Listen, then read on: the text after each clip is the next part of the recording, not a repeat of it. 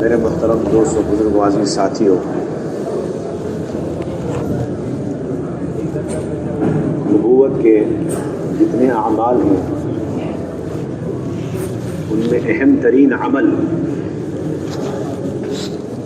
دین کی احیاء کی فکر کرنا ہے، اس لیے کہ بے فکری سے بڑھ کر کوئی غفلت نہیں اور دین کی فکر سے بڑھ کر کوئی ذکر نہیں۔ بے فکری سے بڑھ کر کوئی غفلت نہیں اور دین کی فکر سے بڑھ کر کوئی ذکر نہیں، اس لیے کہ دین کی فکر کرنا یہ انبیاء علیہ الصلاۃ والسلام کی اہم ترین فکر اور اہم ترین مقصد ہوا کرتا تھا۔ امت کے اندر ہر لمحے، ہر آن، ہر گھڑی پوری امت کے انفرادی اور اجتماعی مسائل کی فکر رہنا یہ اس امت کے خیر امت ہونے کے لیے بنیادی شرط ہے۔ امت کے اندر جتنے اجتماعی مسائل ہیں ان کی فکر ہر فرد امت کے اندر ہونا یہ اس امت کے خیر امت ہونے کے لیے بنیادی شرط ہے۔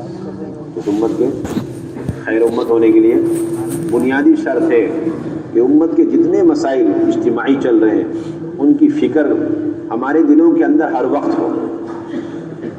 بلکہ ایک روایت کا مفہوم ہے کہ امت کے جتنے اجتماعی مسائل ہیں ان مسائل کی فکر جو نہیں کرتا 24 گھنٹے میں وہ ہم میں سے ہی نہیں ہے۔ کن میں سے نہیں ہے؟ وہ ہم میں سے ہی نہیں ہے۔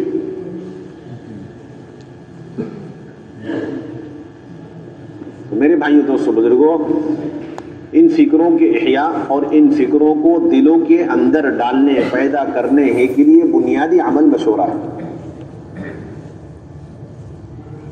اور اس وقت تک امت میں اجتماعیت پیدا نہیں ہو سکتی اعمال کے اعتبار سے جب تک کہ فکروں کے اعتبار سے اجتماعیت نہ ہو، اور امت فکروں کے اعتبار سے مجتمع نہیں ہو سکتی جب تک کہ مشوروں پر مجتمع نہ ہو۔ اور مشوروں میں مجتمع ہونا دو غرض سے، ایک تو یہ کہ جو مسائل پیش آ چکے اور جو تقاضے سامنے آ چکے انہیں پورا کرنے کی فکروں کو لے کر بیٹھنا، یہ مشورے کا ادنا درجہ ہے۔ یہ مشورے کا ادنا درجہ ہے کہ جو تقاضے سامنے آ چکے، اندرون کے، بیرون کے، خروج کے، ان تقاضوں کی بنیاد پر جمع ہونا یہ تو بہت ادنا درجہ ہے۔ تقاضے ہیں نہیں، تقاضوں کو پیدا کرنے کے لیے جمع ہونا یہ مشورے کا اعلیٰ درجہ ہے۔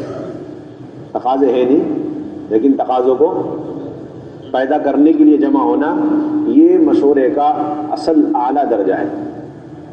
ساتھیوں میں یہ بات دیکھی جاتی ہے کہ تقاضا ہو تو بڑے اہتمام سے جوڑتے ہیں، تقاضے جتنے زیادہ ہوتے ہیں اتنے اہتمام سے۔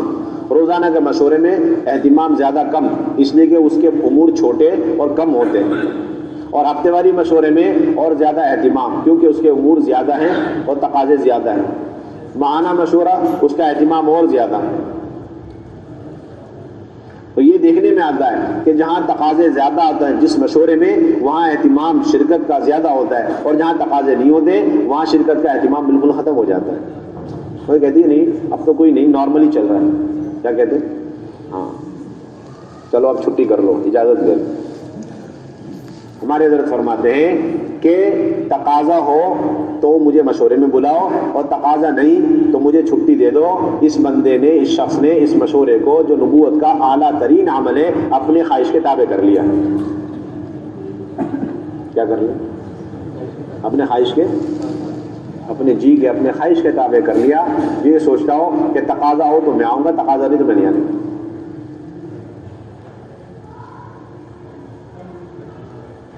اور پھر میرے بھائیو، دوستو، بزرگوں، ہمارا مشورہ کوئی مخصوص طبقے کے لیے نہیں ہے، بلکہ کام جس طریقے سے پوری امت کے لیے ہے، کام کی فکر بھی پوری امت کے ذمہ لازم ہے۔ اس لیے پوری امت کو مشورے میں آنے کی دعوت ہے۔ اس لیے اپنے مشوروں کو اجتماعی بنانا اور اپنے مشورے کے اندر عمومیت پیدا کرنا کہ ہر فرد جو مسجد کے اطراف میں رہنے والا ہے وہ بحیثیت امتی ہونے کے اس کام کا ذمہ دار ہے. اس لیے اس کام کی فکر کرنا اور دین کی احیاء کی کوشش کرنا اس کے ذمے ہے. اس لیے اسے بھی مشورے میں لانا اور اس کی مشورے میں شرکت لازمی ہے. اس کے بغیر ہمارا مشورہ ناقص اور ادھورا ہے. یہ انتہائی کمزور بات ہے کہ وقت لگائے ہوئے ساتھی مشورے کے ساتھ محدود ہو کے رہ جاوے اور جو وقت نہیں لگاتے ہیں انہیں مشورے کی ضرورت نہ سمجھی جاوے اور انہیں مشورے سے خارج سمجھا جاوے. یہ کام کو جو عالمی ہے یہ محدود کرنا ہے اور یہیں سے امت طبقوں میں تقسیم ہو جاوے.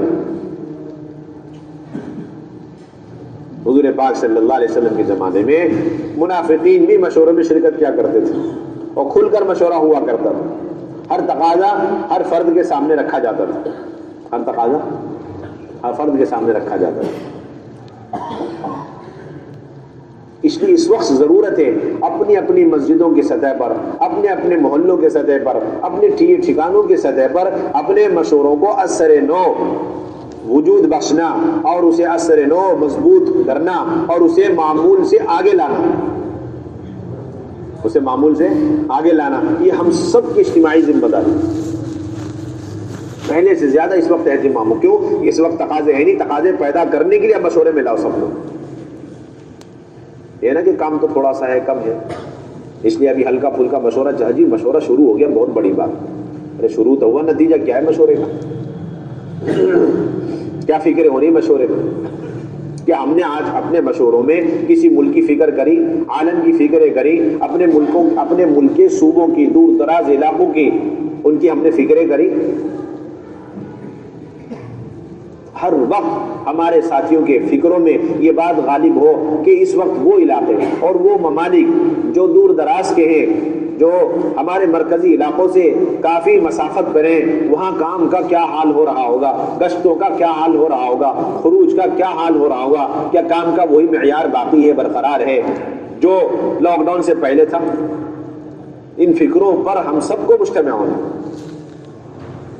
ایک ایک ضلع کی, ایک ایک صوبے کی, ایک ایک گاؤں دیہات کی ہمیں فکر کرنا. خلفائے راشدین کے زمانے میں یہی چیز ملتی ہے کہ مدینے میں رہتے تھے لیکن پورا عالم ان کے سامنے ایسا ہوتا تھا جیسے کھلا ہوا نقشہ ہو. جیسے کیا؟ کھلا ہوا نقشہ ہو. ہمارے سارے کام کا بنیاد, سارے کام کا جو نچوڑ ہے اور اساس ہے وہ ہمارا مشورہ ہے.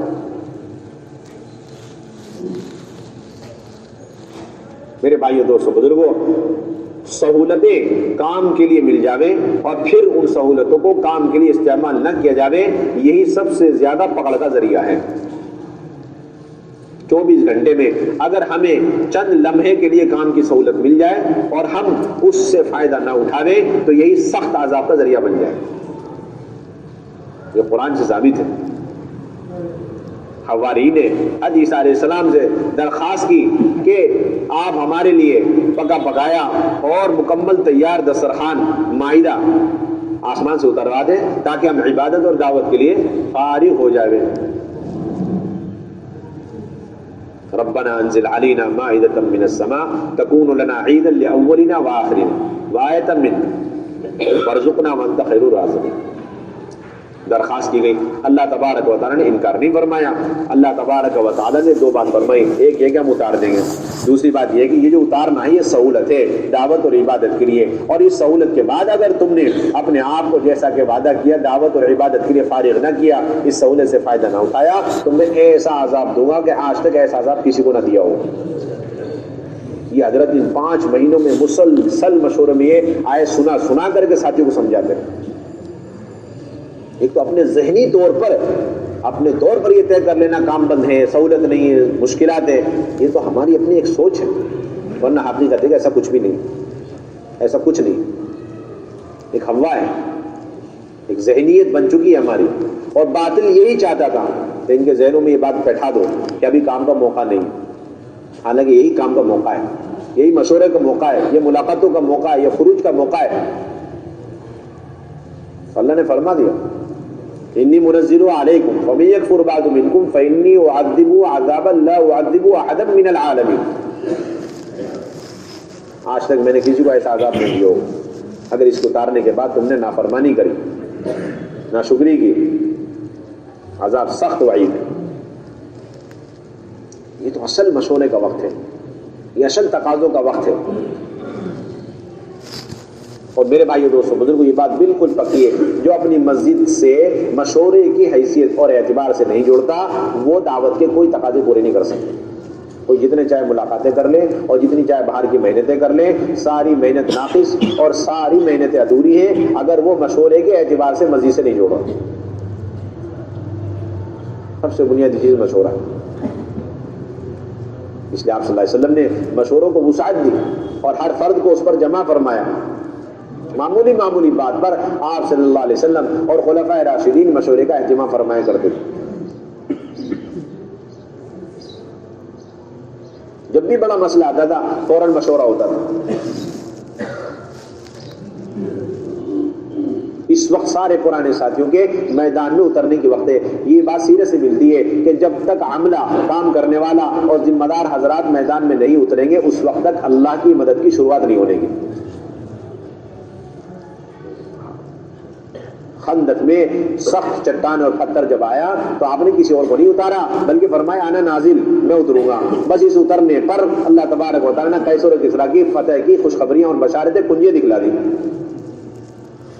خدا کی قسم اس وقت اگر ہم میدان میں اتر کے گشتوں میں چل رہے ہیں، ملاقاتوں میں چل رہے ہیں اور تشکیلوں میں چل رہے ہیں، ملکوں کے تقاضوں کی فکریں کر رہے ہیں، اللہ سارے اہل باطل کے یا تو ہدایت کے فیصلے کر دیں گے یا ہلاکت کے فیصلے کر دیں گے. دو ہی فیصلے ہوتے ہیں اللہ کی طرف سے، دو ہی فیصلے ہوتے ہیں.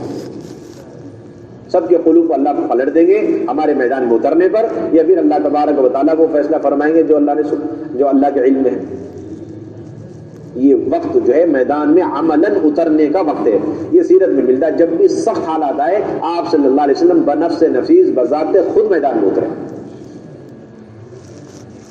ہمیں دونوں کو جمع کرنا، مشوروں میں بھی اپنے کو اور اپنے ساتھیوں کو جمانا، اور اس کے ساتھ ساتھ جتنی بھی دعوت کے اعتبار سے محنت ہے ان سارے اعمال میں بذات خود اترنا میدان میں.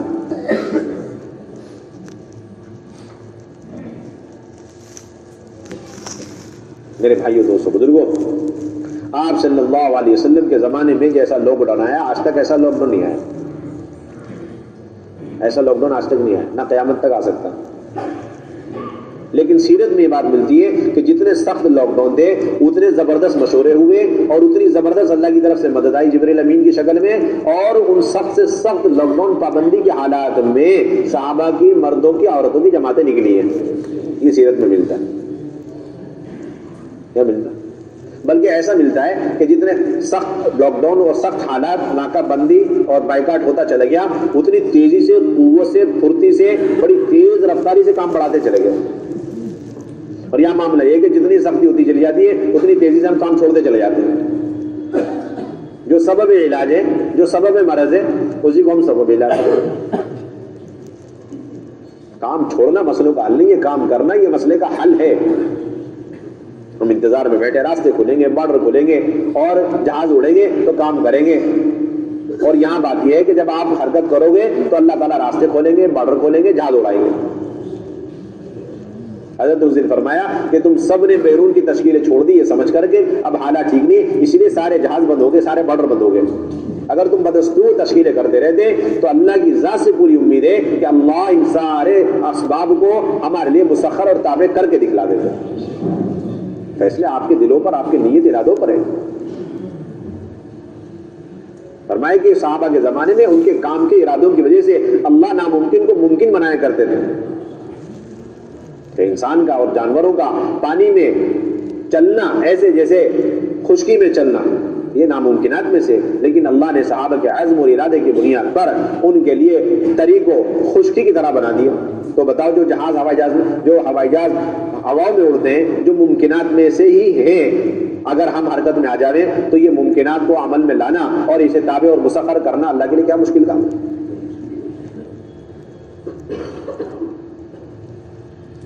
آنکھوں سے مشاہدہ ہوا اس وقت، جماعت گئی یہاں سے 5 صوبے کے لیے طے ہو گئی اور پہنچی ایک صوبے والوں کے, آپ آئے کیسے؟ اب انہوں نے کہا کہ بھائی ہمارے لیے جگاڑ کرو, ہمارے لیے یہاں سے پاسپورٹ, یہاں سے آگے نکلنے کے لیے آپ سرٹیفکیٹ بنوا دو. اب یہ والے بھی انکار کر رہے ہیں, اگلے صوبے والے بھی انکار کر رہے ہیں, لیکن اللہ کی شان, بارڈر میں بالکل کوئی راستہ نہیں آر پار ہونے کا, لیکن اللہ نے ان کی گاڑی کو آر پار کرا دیا. صوبے والوں کو اس وقت پتا چلا کہ یہ جگہ پار ہو گئی, بارڈر میں داخل بھی ہو چکی. اللہ راستے ایسے کھولتے ہیں. صحابہ کی یہی معمول تھا, صحابہ کی بھی یہی مزاج تھا. وہ یہ نہیں دیکھتے تھے کہ آگے راستے بند ہیں, کھلے ہوئے ہیں, بس وہ تو کام کو دیکھا کرتے تھے. تو میرے بھائیو دوستو بزرگوں, اس وقت تو ہر فرد سے ملاقات کا موقع ہے. ایک ایک فرد اس کا دل نرم ہے, اللہ کی طرف رجوع اور انابت ہے. اس وقت تو ہمیں پہلے سے زیادہ آبادی کا عمل اور آبادی کا اہتمام کرنا ہے. مسجد میں ہو جائے مسجد میں, نہیں ہے تو ہم اپنے گھروں میں کریں گے.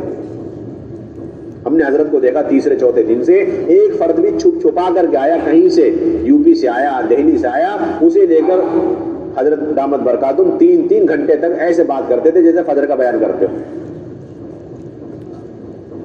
یہ ہے اصل بات.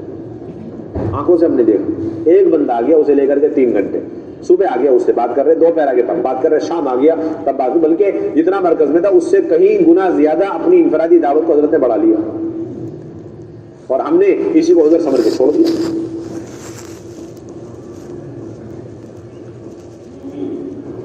میدان چھوڑنے کا تو 2 ہی موقع ملتا ہے, اور 2 ہی وجہ سے گنجائش ہے شریعت کے اندر. یا تو یہ کہ مرکز کی طرف لوٹ کر آنا چاہتے ہیں تاکہ قوت حاصل ہو, دوبارہ میدان میں اترے, اس شخص کے لیے اجازت ہے, آ جاؤ واپس, قوت حاصل کرو دوبارہ جاؤ. دوسرا وہ جو پینترا بدلنا چاہتا ہے. ان 2 سبب کے علاوہ اور کسی سبب کی بنیاد پر میدان چھوڑنے کی قطعاً اجازت نہیں ہے, قرآن کے اندر موجود ہے. دوسری بات, اگر ہم نے ان حالات میں تعلیم, گشت, ملاقاتوں کو کسی وجہ سے چھوڑا, عذر کی وجہ سے چھوڑا, کس وجہ سے چھوڑا, ہاں, تو ابھی چھوڑنے کی 2 حالتیں ملتی ہے. قرآن میں اللہ نے بیان کیا, کیونکہ اس زمانے میں بھی آزار آ جایا کرتے تھے, اور جماعت 2 طرح کی تھی, ایک منافقین کی تھی, ایک مومنین کی تھی. اللہ نے دونوں کی دلوں کی کیفیت قرآن میں بیان کی, اور ایک کیفیت کو اللہ نے ممدوح قرار دیا, اور دوسری کیفیت کو اللہ نے مذموم قرار دیا. منافق ایک ہی عذر دونوں پر آتا تھا, لیکن منافقین اس عذر کی وجہ سے کام چھوڑ کر اندر سے خوش ہوتے تھے. اللہ نے اس کی مذمت بیان کی, اللہ نے اس کی مذمت بیان کی. یتولوا وهم فرحون, کہ یہ تبوک کے موقع پر عذر بیان کر کے واپس جا رہے تھے اور اندر سے انتہائی خوش تھے, خوش و خرم, اچھا ہوا ہمیں اجازت مل گئی, چلو. اور رہا مسئلہ مومنین کا, تو اللہ کے نبی صلی اللہ علیہ وسلم کے پاس آتے تھے, درخواست کرتے تھے, ہم جانے کے لیے تیار ہیں. اللہ کے نبی کو انتظام, اللہ کے نبی فرماتے میرے پاس نہ سواری ہے نہ اخراجات کے انتظامات ہیں, تم پکے معذور ہو. اس معذوری پر جب وہ واپس جاتے تھے, اللہ نے ان کی کیفیت جو دل کی تھی اور جو آنکھوں کی تھی اسے بیان فرمایا کہ وہ واپس جاتے تھے اور آنسو بہاتے ہوئے واپس جاتے تھے, دل ان کا غمگین ہوتا تھا. اس سے معلوم یہ ہوا کہ ہم اس کیفیت کو اپنے اندر پیدا کرنے سے ہرگز معذور نہیں, کم سے کم یہ کیفیت تو ہمارے اندر 5, 6, 8 مہینے میں ہونی چاہیے. اب ہر آدمی اس میں غور کر لے, ان حالات میں عذر کی وجہ سے ہم نے اگر کام چھوڑا ہے تو ہم نے منافقین کی مشابہت اختیار کی یا مومنین کاملین کی مشابہت اختیار کی, ورنہ یہ بھی قابل گرفت ہے اللہ کے. اگر ہم گھر بیٹھے رہے اور دل سے وہ کیفیت نہیں ہو, کڑن, بے چینی, بے قراری, توبہ, استغفار, انابت, اگر وہ چیز نہیں رہی تو اللہ سے ہمیں ڈرنا چاہیے, اپنے ایمان کی خیر خبر لینی چاہیے. اتنا سخت معاملہ ہے. عذر کی وجہ سے خوشی کے ساتھ چھوڑنا کام کو, منافقین کی صفت اللہ نے نص قطعی میں بیان کیا, اور عذر کی وجہ سے روتے ہوئے غمگینی اور انتہائی غم کے ساتھ کام کو چھوڑنا اللہ نے مومنین کاملین, سچے مومنین کی صفت قرار دی. بار بار حضرت فرما رہے اتنی ملاقات ہم نے چھوڑ دی جبکہ ہم کر سکتے تھے, اس پر ہم اللہ سے جتنا توبہ استغفار کریں نہ کافی ہے, اور اتنے گشت ہم کر سکتے تھے لیکن ہم نے اسے چھوڑ دیا, اس پر ہم توبہ استغفار کریں, اور اتنی آبادی کا کام ہم کر سکتے تھے لیکن ہم نے چھوڑ دیا, اس پر ہم اللہ سے معافی مانگیں. میں عرض یہ کر رہا تھا, سخت سے سخت لاک ڈاؤن, پورا بائیکاٹ, 3 سال تک بائیکاٹ. کتنے سال تک جی؟ 3 سال تک بائیکاٹ. نہ کوئی سلام کرے گا, نہ کوئی لین دین کرے گا, نہ کوئی شادی بیاہ کرے گا. جاؤ آپ. اس میں مومنین بھی تھے بائیکاٹ میں, اور اس کے ساتھ ساتھ کافر بھی تھے ساتھ میں, دونوں طرح کے لوگ بائیکاٹ میں داخل تھے. مومنین تو ایمانی رشتے کی وجہ سے, اور کافر وہ خونی رشتے کی وجہ سے حضور صلی اللہ علیہ وسلم کے ساتھ شعیب ابی طالب میں قید بند ہو گئے. حضور صلی اللہ علیہ وسلم چچا میں سے صرف اور صرف ابو لہب تھے باہر، جو سب کے کافروں کے ساتھ لگے ہوئے تھے، ان کی بائیکاٹ کو اور سخت بنانے کی فکر میں تھے۔ اللہ کی کیسی مدد آئی میرے بھائیوں دوستوں بزرگوں۔ سب سے اچھا کاتب منصور نام کا مشرکین میں تھا، اسے بلایا گیا تاکہ ایک بائیکاٹ نامہ لکھے۔ کہتے کہ جیسے اس نے بائیکاٹ نامہ لکھا اس کا ہاتھ شل ہو گیا۔ اللہ کی مدد ایسی زبردست ہے اس کام کے ساتھ۔ سوچو جن لوگوں نے اس کام کے بارے میں غلط سوچا یا غلط قدم اٹھایا یا غلط جو ہے انہوں نے اپنے ہاتھ سے اگر کوئی انہوں نے کام کیا تو ان کے عذاب و جواری کا کیا بنے گا؟ یہ تو کام تو اتنا زبردست اللہ کی طرف سے اس کام کی ضمانت ہے۔ واللہ یعصمک من الناس، یہ آیت یہ بتلا رہی حضرت حضور فرما رہے تھے کہ اللہ نے فرمایا کہ نبی اللہ آپ کی حفاظت فرمائیں گے۔ اس سے مطلب یہ نہیں کہ صرف یہ حفاظت اللہ کے نبی کے ساتھ خاص ہے، بلکہ جو بھی کار نبوت کرے گا موت تک اللہ کی طرف سے براہ راست اس کی حفاظت کا فیصلہ ہو چکا ہے۔ اللہ نے ایک اور جگہ بڑی تاکید سے فرمایا انا لننصر رسولنا والذین آمنوا فی الحیات الدنیا، کہ ہم بے شک اپنے رسولوں کی بھی مدد کریں گے اور ایمان والوں کی بھی مدد کریں گے، اور یہ کار نبوت کی بنیاد پر متبعین کی مدد کا سلسلہ قیامت تک رہے گا، ویوم یقوم الاشہاد، قیامت تک رہے گا۔ ہم تو ظاہر کو دیکھ کے چلتے، ہم کس کو دیکھ کے چلتے، اور یہاں غیب سے ہمارا انتظام ہوا پڑا ہوا یہ پتہ ہی نہیں ہمیں۔ حفاظت کا انتظام ہو چکا، جو ارادہ بھی کر رہے اس کام سے کرنے کا وہ اب حفاظت کے اعتبار سے اس سطح پر آ گیا جس سطح پر صحابہ تھے، اس کا انتظام ہو گیا بس۔ اب اس کو دیکھ کر کوئی غلط نگاہ ڈالے گا اللہ اس کی نگاہوں کا فیصلہ فرما دیں گے، اس کو دیکھ کر کوئی اپنے ہاتھ سے حرکت کرے گا اللہ اس کے لیے فیصلے فرما دیں گے۔ ایسا زبردست اللہ کا نظام، غیبی نصرت ایسی اس کے ساتھ، اس کام کے ساتھ۔ ہم ظاہر کو دیکھ کے چل، ظاہری احوال ٹھیک ہو جائے، حالات ٹھیک ہو جائے تب کام کریں۔ یہ تو حالات کو اور بگاڑنا ہے، حالات کے انتظار میں کام کو چھوڑ کے بیٹھنا، یہ حالات کو اور بدتر سے بدتر بنانا ہے، یہ ہے اصل چیز۔ تو میرے بھائیوں دوستوں بزرگوں، آپ صلی اللہ علیہ وسلم دعوت دے رہے ہیں، میدان میں ہیں اور چاروں طرف سے لوگ مذاق اڑا رہے ہیں۔ ایک مرتبہ آیت بھی اتر گئی، آیت بھی اللہ تعالیٰ نے اتار دی، اور جبریل امین بھی تشریف لیا ہے۔ اللہ کے نبی صلی اللہ علیہ وسلم فرمایا کہ اے جبریل یہ لوگ میرا مذاق اڑا رہے ہیں۔ حضور صلی اللہ علیہ وسلم حضرت جبریل نے فرمایا کہ نبی جی آپ مجھے بتائیے کس کس نے مذاق اڑایا کیا فرمایا ہے، لسٹ دیجیے ہم دیکھتے ہیں۔ انا کفیناک المستہزئین، یہ جتنے بھی مذاق اڑانے والے نبی جی ان کی طرف سے ہم آپ کے لیے کافی ہیں، ہم کافی ہیں مذاق اڑانے والے۔ مذاق بھی اڑائے گا اس کی کفایت اللہ نے کر لی۔ اب جبریل امین کھڑے، آپ نے فرمایا کہ یہ دیکھو یہ آدمی ہے، حضرت جبریل امین نے اس کی جو ہے پنڈلی کی طرف اشارہ کر دیا۔ اللہ کے نبی نے فرمایا ما صنعت شیئا، جبریل تم نے تو کچھ کیا ہی نہیں۔ حضرت جبریل نے فرمایا کفیتک، میں نے آپ کا سارا کام کر دیا۔ اللہ اکبر۔ اگلا کون ہے بتاؤ؟ کہا کہ یہ آدمی ہے۔ حضرت جبریل امین نے اس کی آنکھ کی طرف اشارہ کر دیا۔ اللہ کے نبی نے فرمایا ما صنعت شیئا، جبریل امین آپ نے تو کچھ بھی نہ کیا۔ کفیتک، نبی جی اس کا بھی کام پورا ہو گیا۔ تیسرا آیا، کہا کہ اس نے بھی میرے ساتھ مذاق اڑایا، اس کے سر کی طرف اشارہ کر دیا۔ اللہ کے نبی نے فرمایا ما صنعت شیئا، جبریل امین آپ نے تو کچھ کیا ہی نہیں۔ فرمایا کفیتک، اس کا بھی کام ہو گیا، بندوبست ہو گیا، آپ فکر مت کرو۔ یہ بھی ہے، اچھا اس کے پیٹ کی طرف اشارہ کر دیا۔ کس طرف اشارہ کیا؟ پیٹ کی طرف اشارہ کر دیا۔ اللہ کے نبی ما صنعت شیئا، کچھ بھی نہیں کیا۔ فرمایا کفیتک، اس کا بھی کام ہو گیا، بندوبست ہو گیا۔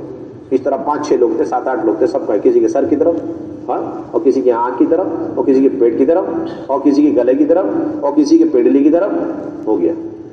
کہتے کہ ان میں سے جس کے جو ہے آنکھ کی طرف اشارہ تھا وہ چلا جا رہا تھا، ایک آدمی تیر چھین رہا تھا، اس کی لکڑی اس کی آنکھ میں چلی گئی اور وہی اندھا ہو گیا۔ کیا ہو گیا؟ یہ ہے کفیتک، آپ کی کفایت ہو گئی۔ ایک اور تھا اس کے جس کے پیٹ کی طرف اشارہ کیا تھا، کہتے کہ اس کے پیٹ میں پیلا پیلا پانی بھر گیا اور اللہ معاف فرمائے وہ اپنی منہ سے غلاظت کرتا ہوا مر گیا۔ ایسا انتظام ہے اس کام کے ساتھ، ہم پتہ نہیں کس سوچ میں بیٹھے ہیں۔ کسی مدد کی ضرورت نہیں ہے اہل دعوت کو، الحمدللہ اللہ کی طرف سے 100% مدد آپ کے ساتھ، یقین کامل ہونا چاہیے یہ آیت قیامت تک کے لیے۔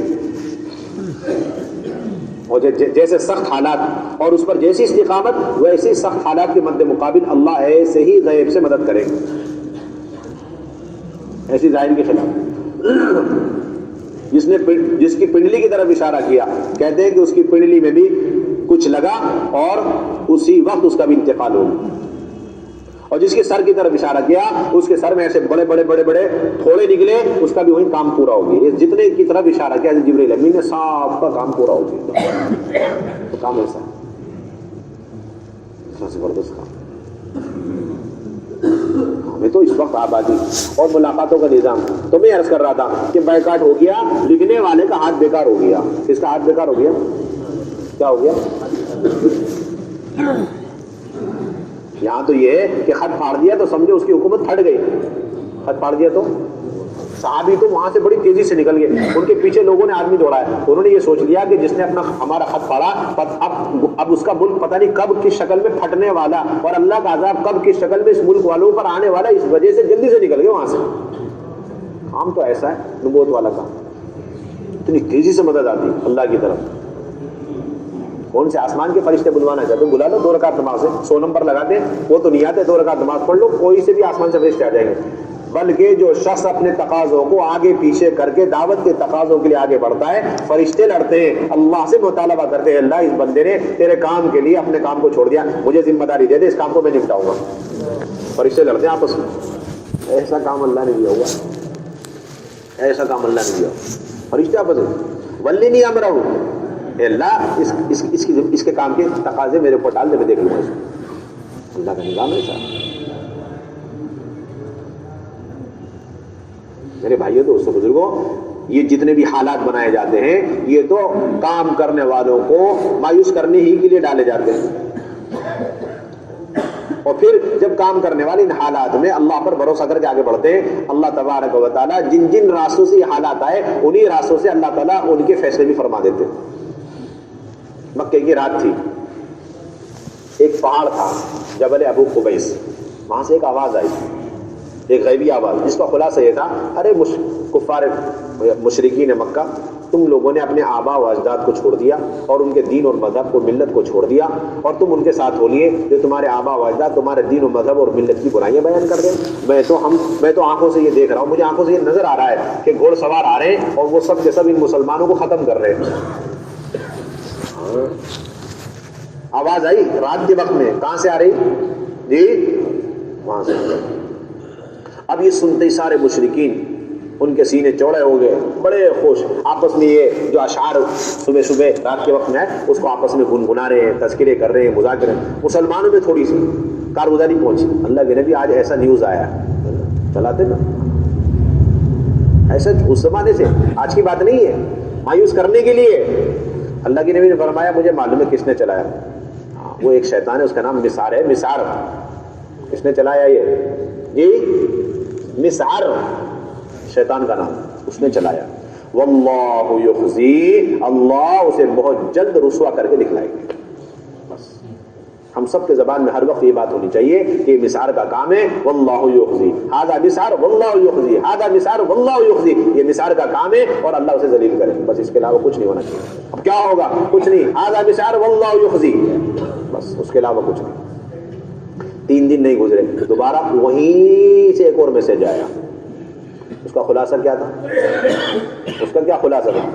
اس کا خلاصہ تھا قتلنا مسعرا لما طغى واستكبر, ہم نے مسعر کا مرڈر کر دیا جب اس نے سرکشی کری اور تکبر کیا.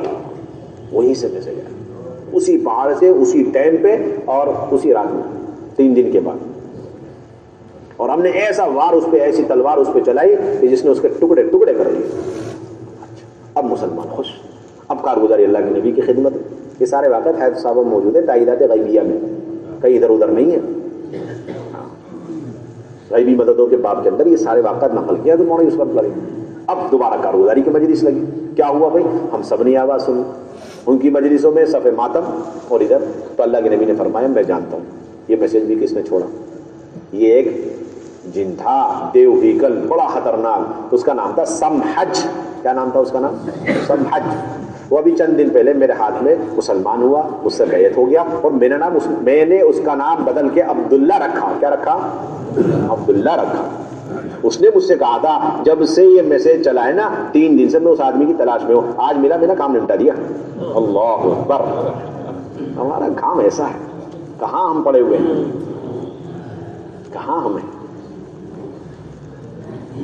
جب جب مسعر کی آوازیں چلیں گی اور اس کی طرف سے افواہیں چلیں گی، سمجھو اللہ نے عبداللہ نام جو مسحج نام کا ہے اللہ نے اسے لگا دیا، کام ختم ہو گیا. ہمیں کچھ نہیں کرنا، ہمیں تو اپنا کام کرنا بس. یہ ہے اصل چیز. ایسا اللہ کی غیبی مددوں پر، نصرتوں پر یقین کامل ہونا چاہیے، کھلی ہوئی مدد، مشاہدہ ہے. اس لیے میرے بھائیو دوستو بزرگوں، ملاقاتوں کا نظم ہمیں مضبوط کرنا ہے. کوئی فرد اور کوئی مرد ہمارے اطراف میں رہنے والا، مسجد کے اطراف میں رہنے والا معذور ہو اور اسی طریقے سے مجبور ہو اور اسی طریقے سے بیمار ہو اور بوڑھا ہو، جوان ہو، ایک فرد بھی چھوٹنا نہیں چاہیے. اس سے ملاقات کی ترتیب بناؤ اور اسے فوراً نقد اللہ کے راستے میں نکالو اور پوری قوت کے ساتھ، یقین کے ساتھ اس بات کی دعوت دینا کہ ان سارے مسائل کا حل اللہ کے راستے میں نکلنا ہے.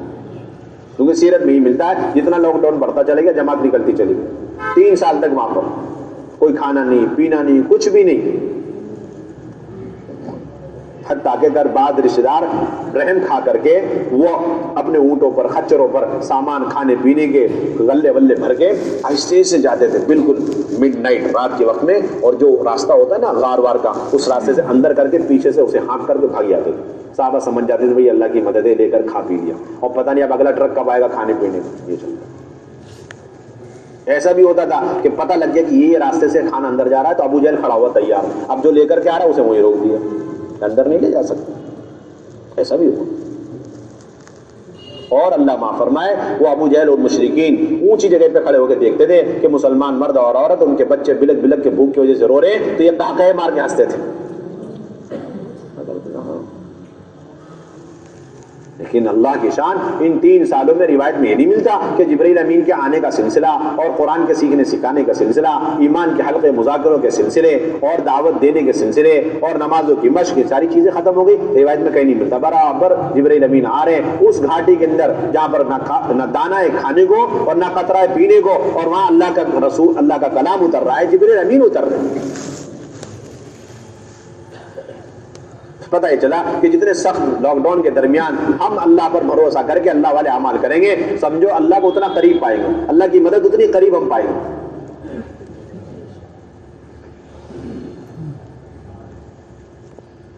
3 سال گزرے، اب اور سختی بڑھی، جماعت بنا دی. 17 لوگوں کی جماعت، اس میں 5 عورتیں اور باقی مرد حبشہ کی طرف روانہ کر دی. اور سخت لاک ڈاؤن ہوا تو جماعت اور بڑی لمبی کر دی.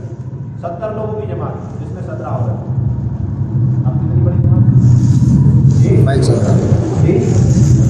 70 لوگوں کی جماعت اور عورتیں اس میں 17.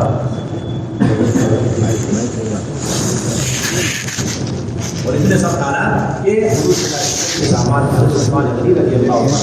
اور یعنی حضرت رقیہ رضی اللہ تعالیٰ جب جا رہی ہے اتنا موقع نہیں تھا اور ایسے حالات نہیں تھے کہ جا کے اللہ کے نبی کو خبر دے گی کہ ہم اللہ کے راستے جا رہے ہیں، اس بات کے جا رہے ہیں.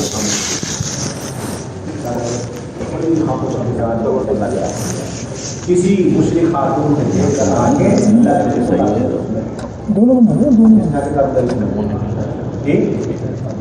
میں نے دیکھا آپ کے داماد جا رہے تھے، آپ کی بیٹی کو لے کر انتہائی دبلا پتلا نہیں اونٹ اور اس کے اوپر آپ کی بیٹی کو بٹھا رکھا اور پیدل چل رہے ہیں. اللہ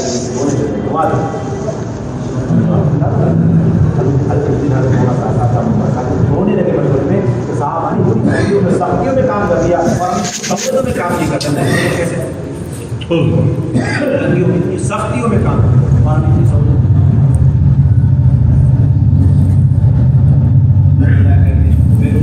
کو انہوں نے صحابہ کے نمونے قائم کر ایسی سی کارگزاری جو 1 سال 1.5 سال تک ابو سلمہ ام سلمہ پچھڑ گئی تھی نسبت پر، اللہ نے کوئی چیز آپ کو دوبارہ زندہ کر دی. اور اللہ نے انصار مدینہ کے نقشے آپ کے ذریعے سے قائم کر نصرتوں کے وہ سلسلے قائم کر دیے. اس دن یہ بھی فرمایا کہ وہ رہتے کہ انصار مدینہ تو پہلے سے نصرت کی وجہ سے کمائی دمائی کے لیے فارغ نہیں ہو پا رہے تھے اور اس کی وجہ سے ان کے خود اخراجات بہت تنگ ہوتے چلے گئے. اور مزید برآں جب مہاجرین آگے ان کے یہاں رہنے لگے تو اخراجات کئی گنا زیادہ بڑھ گئے، ادھر کمانے کی فرصت نہیں اور اخراجات کئی گنا بڑھ گئے.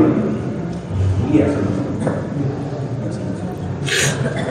دن دیواروں نے وہی کر کے نکالا کہ ادھر سارے لاک ڈاؤن کی وجہ سے کمانے کے ساتھ سارے اسباب سارے ذرائع معاش سب کے سب بند ہوئے ہوئے ہیں، اور اس کے ساتھ ہی اتنا بڑا مجمع اللہ کے راستے میں آئے ہوا مہمانوں کا، اور انہوں نے دل کھول کر کے ماشاءاللہ ایسی نسبت کر کے کہہ کر حضرت ہو کتنی بڑی سعادت کی بات، کتنی بڑی خوش نصیبی کی بات۔ اب تو ہمارا سوال ہو گیا کہ اب اللہ سے ہم جو کہہ دیں نا اللہ وہ فیصلہ کرتے ہیں، کوئی معمولی چیز نہیں ہے، ہم کو آپ کو اندازہ نہیں ہے اللہ نے کیا کام دیا ہمیں پتہ ہی نہیں ہے، تو آپ جا کے دنیا والوں سے پوچھو وہ بتا رہے ہیں کہ آپ نے کیا کر دیا، جو پڑھتے ہی رہتے تھے تصور اور وہم و خیال میں تھی جو چیزیں اللہ نے وہ آنکھوں سے دکھلا دی۔ بڑے بڑے وکیلوں سے ملاقات، بڑے بڑے لوگوں سے ملاقات کرنے کے لیے قبری والوں نے ایسا صبر کرنے کا خواہش کیا کہ آج تک ایک نے کہا بہت بڑے آدمی جو بہت دور سے کام تھے، کہنے لگے کہ انہوں نے کچھ کیا نہیں کیا لیکن حکومت میں اتحاد کی بنیادیں ڈال دی۔ ایک نے کہا ملاقاتوں میں ہم گئے، کہنے لگے کہ اتنی بات ثابت ہو گئی اگر کسی کے اندر ایک پلیٹ فارم میں پوری امت کو جمع کرنے کی صلاحیت کیپیسٹی استعداد ہے تو صرف پہلے تبلیغ کرتے ہیں، معمولی چیز جو چاہے ماں کو اللہ تعالیٰ دے دے۔ ایک مرتبہ انصار ہے بہت پریشان، کھیتیاں اجڑ رہی ہیں، اب کھیتیوں کے لیے تھوڑا سا پانی کا نظم کرنا، ایک مرتبہ سب نے فیصلہ کر جانا ہے اللہ کے کیا تھوڑا سا ہمارے ایک نہر سے راستہ کھود کر کے ایسی سہولت ہو جائے تھوڑی سی تاکہ سینچائی میں ایک جماعت پہنچنے کے ساتھ اللہ کے نبی صلی اللہ علیہ وسلم اہلاً و سہلاً مرحبا اہلاً و سہلاً مرحبا انسان کے خوشحال اور اس سے پہلے وہ کچھ کہیں اللہ کے نبی فرمائے آج جو تم مانگے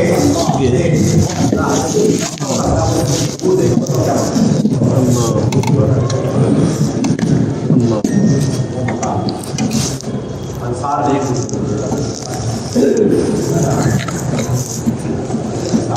اللہ کے نبی سے پانی نہ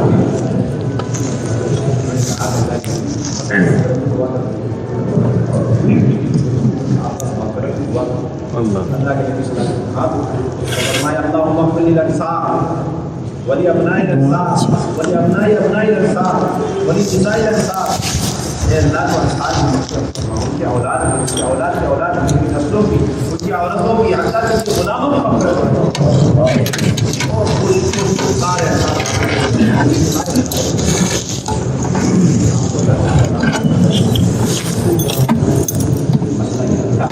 کہ وہ حضرات اور آگے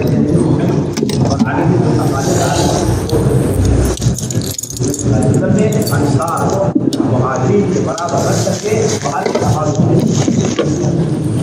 یہی وہ انصار ہے ان کے اتنے فضل اتنے شمائل، اور پھر جب خروج کا وقت آ گیا تو خروج کرتے رہے کرتے رہے کرتے رہے کرتے رہے، ایک وقت آیا کہ ساری کھیتیاں اور سارا گھر ساری چیزیں اور اہل ساری آ گئی وہ بڑی آ گئی، اب 6 مہینے سارے دعوت کے تقاضے اللہ کے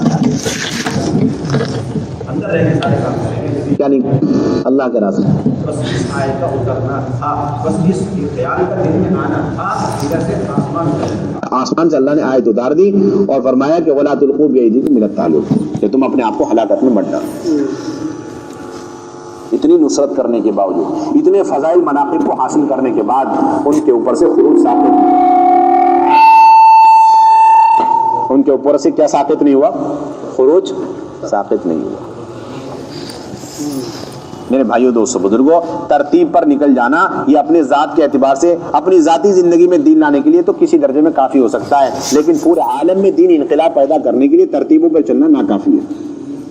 یہ تو جب تک مجموعہ تقاضوں پر نہیں چلے گا اور تقاضوں پر دعوت کے فکروں کو نہیں اڑے گا، اس وقت تک پورے عالم میں مجموعی طور پر دینی انقلاب پیدا نہیں ہو سکتا، دین کا پیدا نہیں ہو سکتا۔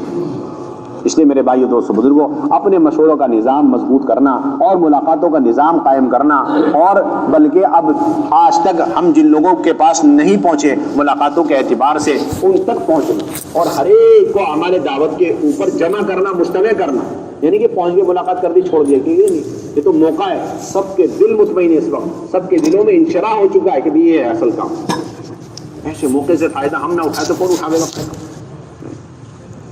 ایک ایک کی تشکیل، ایک ایک کی ملاقات اور ایک ایک کو مشورے پہ لانا، ملاقاتوں پہ لے کے چلنا، آبادی کی محنت پر اس کو لے کر کے چلنا، سیروزے سے لے کر کے چلنے کی 4 مہینے کی تشکیلوں پر اسے تیار کرنا، گشتوں کا نظام مضبوط، اس موقع سے فائدہ اٹھا کر اپنی مسجد کے گشت کو مضبوط کرنا، اور اس کے ساتھ جتنے بھی مساجد ہم سے متعلق ہیں قرب و جوار کے، جہاں کمزور اعمال ہو رہے ہیں وہاں دوسرے گشتوں کے ذریعے سے کام کو مضبوط کرنا۔ اب تک کتنے ہمارے دوسرے گشت چھوڑ گئے، بس وہم و گمان میں چھوڑ گئے، یہی سوچ کر کے پتہ نہیں گنجائشیں نہیں ہے۔ ارے وہ مسجد میں اگر گنجائش نہیں تھی کوئی بات نہیں، آپ اس مسجد میں کسی بھی ساتھی کے گھر کو لے لیتے، اس کا دالان لے لیتے، اس کا صحن لے لیتے، اس کی دکان لے لیتے اور لے کر کے اپنا گشت کر لیتے، سارا مجمع نیت کرے۔ ابھی تک ہمارے یہاں جہاں دوسرا گشت کا موقع تھا ہم نے نہیں کیا، یا موقع مسجد کے اعتبار سے نہیں تھا اور ہم نے چھوڑ دیا، اب ہم سب طے کریں انشاءاللہ اسی ہفتے ہمیں اپنے سارے دوسرے گشتوں کا انتظام اور سارے دوسرے گشتوں کا نظام قائم کرنا، وہاں تک پہنچ کر کے 100% اعمال دعوت کو وہاں پر بھی زندہ کرنا۔ اور سیروں کے اعتبار سے بھائی میرے بھائی دوستوں بزرگوں، اتنا بہترین موقع ہے، ایک ایک ایمان والے کا سیر روزہ لگوا دو اس مرتبہ، ہر ساتھی ڈبل ٹبل سیر روزہ پر آ جائے، کتنی آسان بات ہے، ہر ساتھی دوسری تیسری مرتبہ سیر روزہ لگا لیں۔ جتنے لوگ 10 دن لگا رہے ہیں ان کے لیے تو بہت آسان بات ہے، بلکہ جو باقی حضرات ہیں جو ابھی تک کئی سالوں سے صرف اور صرف 3 دن کی ترتیبوں پر ہیں، وہ اعلیٰ درجہ ہے کہ اب 10 دن کی ترتیب پر آ جاوے، عشرے کی ترتیب پر آ جاوے، اور کم سے کم یہ کہ بھائی ڈبل تو سیر روزہ لگا لیں، اور ہر فرد اپنی جماعت بنائے، اپنا ہفتہ متعین کر کے اپنی جماعت بنانا یہ ہر ایک کی ذمہ داری۔ ایک جماعت سہروزہ کے اگر بنے اس کے اندر قطعاً 2 3 4 ماہ والے ساتھی نہ رہے، بلکہ ایک ساتھی 4 مہینے والا ہو جائے، اور معاون کے طور پر ایک اور ساتھی چاہے 4 مہینے والا چاہے چلنے والا ہو جائے، بس اتنا کافی ہے، اس سے زیادہ کی کوئی ضرورت نہیں۔ ہر ساتھی اپنی جماعت بنائے، ہر ساتھی کیا کرے، اپنی جماعت بنائے۔ یہ مزاج اور یہ سوچ ہم ختم کریں کہ میرا سہروزہ لگ جاوے، یہ نہیں، بلکہ میرے محلے والوں کا ایک ایک ایمان والے کا سہروزہ لگوانا میرے ذمہ ہے، تب میں داعی ہوں، تب میری فکر متعدی ہے، میرا عمل متعدی ہے۔ یہ بہت کمزور سطح کی بات ہے، یہ تو ابتدائی طالب علم کے درجے کی بات ہے کہ جماعت تیار ہو گئی ماشاءاللہ، اور مجھے معلوم ہوا اور میں اپنا بسترہ لے کے گھر سے آ گیا، جماعت میں شریک ہو گیا اور نکل گیا۔ یہ دعوت سے اور خروج سے ادنا درجے کا تعلق کی علامت ہے، ادنا درجے کا۔ خروج سے مکمل تعلق اس شخص کا ہوگا جو خود نکلنے کے ساتھ ہر ایک کو نکلنے کی محنت کر کے پھر نکلے گا۔ کوئی نہ نکلے کوئی بات نہیں، لیکن 27 دن محنت کر کے نکلنا شرط ہے۔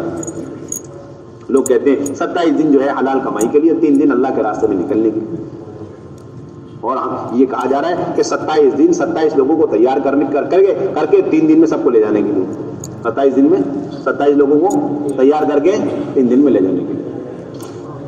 اصل تو چیز یہ ہے، اور یہ کہا جا رہا ہے کہ 27 دن حلال کمائی کے لیے۔ کسی کو ترغیب دینے کی کوئی ضرورت ہے حلال کمائی کی؟ جی، ہر ایک کے دل دماغ میں سب سے بڑا فریضہ اس وقت حلال کمائی ہے۔ کسی کی تشکیل کرو، آپ کو نہیں معلوم بیوی بچوں کو اور پھر کمانا فرض ہے، سب سے پہلے فرائض خمسہ کو تو پتہ نہیں، لیکن کمانا فرض ہے معلوم ہو سکتا۔ ہر ساتھی، اللہ معاف فرمائے، اگر کوئی ساتھی اس پر آ گیا کہ جماعت بنی بنائی تیار ہو اور مجھے بلا لینا، اس نے تو دعوت کی بنیاد ہی ختم کر دی، یہ تو بنیاد، نبوت کی بنیاد ہی ختم ہو گئی۔ اور ایسے ساتھیوں کے اندر بہت جلد صفات ختم ہوتے چلے جاتے جو بنا محنت کیے ہوئے بنی بنائی جماعت میں لگ کر کے چلے جاتے، اور خصوصاً سب سے پہلے ان کے اندر سے صبر و تحمل ختم ہو جاتا ہے، اور حکمتیں ختم ہو جاتی ہیں، اور ساتھیوں کو لے کے چلنے کی صلاحیت استعداد بالکل ختم ہو جاتی ہے، اور ایسا ساتھی اتنا بزدل ہو جاتا ہے اس کی ہمت نہیں ہوتی کبھی جماعت لے کر کے چلے، کبھی ہمت نہیں کرے گا ایسا ساتھی، نہیں میں نہیں جاتا، آپ چلو میرے ساتھ، میں آپ کے ساتھ چلو، متواضعانہ کلمات کہہ کر کے اپنی صلاحیت کمینی دنیا کے لیے تو لگانے کو تیار، اور اعلیٰ ترین افضل ترین نبوت والے کام پر اپنی فکروں کو اپنی صلاحیتوں کو لگانے کے لیے تیار ہے۔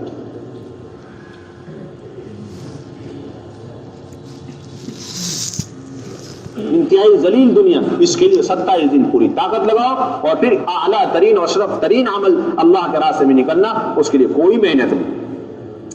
اور ایسے ساتھی ہوتے ہیں جو نکلنے کے بعد بے اصولی کرنے والے نئے ساتھیوں سے کہتے ہیں بھائی جماعت پہ رہنا، اصول کے ساتھ رہو، ورنہ ابھی تمہارا حساب نمٹا دو چلے جاؤ۔ ایسی ساتھی کرتے ہیں یہ کام، کیا کہتے ہیں جی، کیونکہ صبر تحمل ختم. ان بے اصولیوں کی وجہ سے محلے والوں کی طرف سے گرفت ہوتی ہے، سختیاں ہوتی ہیں. اب یہ آدمی اس سے ڈرتا ہے. ان سختیوں کو برداشت کرنے کا مزاج نہیں، تحمل کا مزاج نہیں. لیکن جب وہ یہ یوں کہتا ہے کہ بھائی تم تو جماعت کو بدنام کرو گے، خراب کرو گے،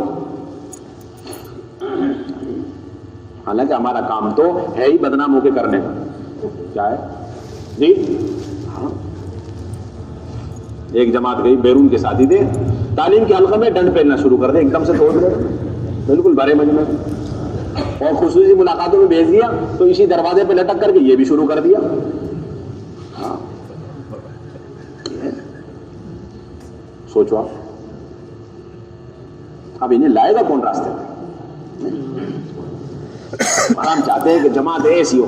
بھائی میرے بھائیو دوستو بزرگوں، جو ساتھی محنت نہیں کرتے نا جماعتیں بنانے کے لیے، نہ سہروزہ کی نہ چلے کی، ان کے دماغ میں سب سے پہلی بات یہ آتی ہے کہ بھائی جماعت میں چلو تو ایسے ساتھی ہوں جو بالکل سب اصول کے پابند ہوں، اصول کو جانتے ہوں، بالکل سیدھے سیدھے چلتے ہیں، کوئی ٹیڑھا میڑھا اس میں نہیں ہونا چاہیے. اور مولانا یہ ایسا فرمایا کرتے تھے کہ میرے پاس اولیاء، صلحاء، متقین رہنے کے مقابلے میں ایک نمبر کے جو ہے دنیا دار لوگ، اور اسی طریقے سے شراب کے عادی، اور اسی طریقے سے بے شمار جرموں میں مبتلا لوگ میرے پاس رہیں، یہ مجھے زیادہ پسندیدہ ہے. اس لیے کہ نبوت کی محنت یہیں سے شروع ہوتی ہے.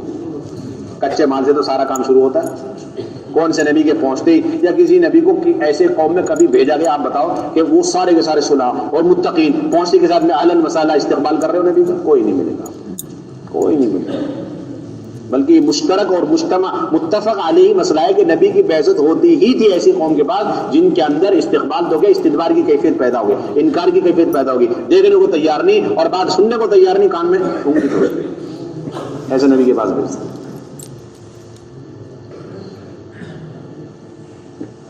اب تو تفقد کرو، ایک جماعت میں کتنے ساتھی کے بعد 10 ساتھی، 10 ساتھی میں 4 مہینے والے کتنے کے؟ 4 آدمی. چلے والے کتنے کے؟ 4 آدمی، اور باقی 2 آدمی برکتی. بتاؤ کوئی ریل گاڑی دیکھی آپ نے جس کے اندر 8 انجن 2 ڈبے؟ کبھی دیکھی آپ ہندوستان میں چلتی ہو تو بتاؤ. ہم تو یہی کہتے ہیں جس جماعت میں 4 ساتھی 4 مہینے والے اور 4 ساتھی چلے والے اور 2، ہم یہ تو کہتے ہیں بھائی یہ ایسی ریل گاڑی ہے جس میں 8 انجن 2 ڈبے. ان سب کی صلاحیت ضائع ہو رہی ہے، جتنے اکٹھے جا رہے ہیں نا پرانے ساتھی، سب کی صلاحیت ضائع ہو رہی ہے. اور ان کی صلاحیت ضائع نہیں ہوئی بلکہ انہوں نے ان سب کی صلاحیت ضائع کری جن پر یہ محنت کر کے ان سب کو لے جا سکتے تھے، اور جن کے اندر ملکوں میں کام اٹھانے کی صلاحیت پیدا ہو سکتی تھی. ساری صلاحیت آپ نے زندہ درگور کر دی. پتہ نہیں، کسی قیمت پر راضی نہیں ہونا چاہیے. اگر آپ نے دیکھا آپ کی مسجد میں جماعت بن رہی ہے اور آپ سب فکر مند ہو جائے، آپ کا کام صرف اتنا ہے کہ محنت کر کے سارے ساتھی جس کے نکلنے کی باری ہو وہ، جس کے نکلنے کی باری نہیں وہ، سب مل کر کے بھائی یہ ہفتہ ہے نکلنے کا ہے، 30 40 50 60 جتنے ہو سب کو اٹھا لو. اب جن کی باری ہے نکلنے کی ان سب پہ تقسیم کر دو، اور بھی بچ گئے تو جن کی باری نہیں تقاضے پہ لے جاؤ. یہ حاصل کرتی.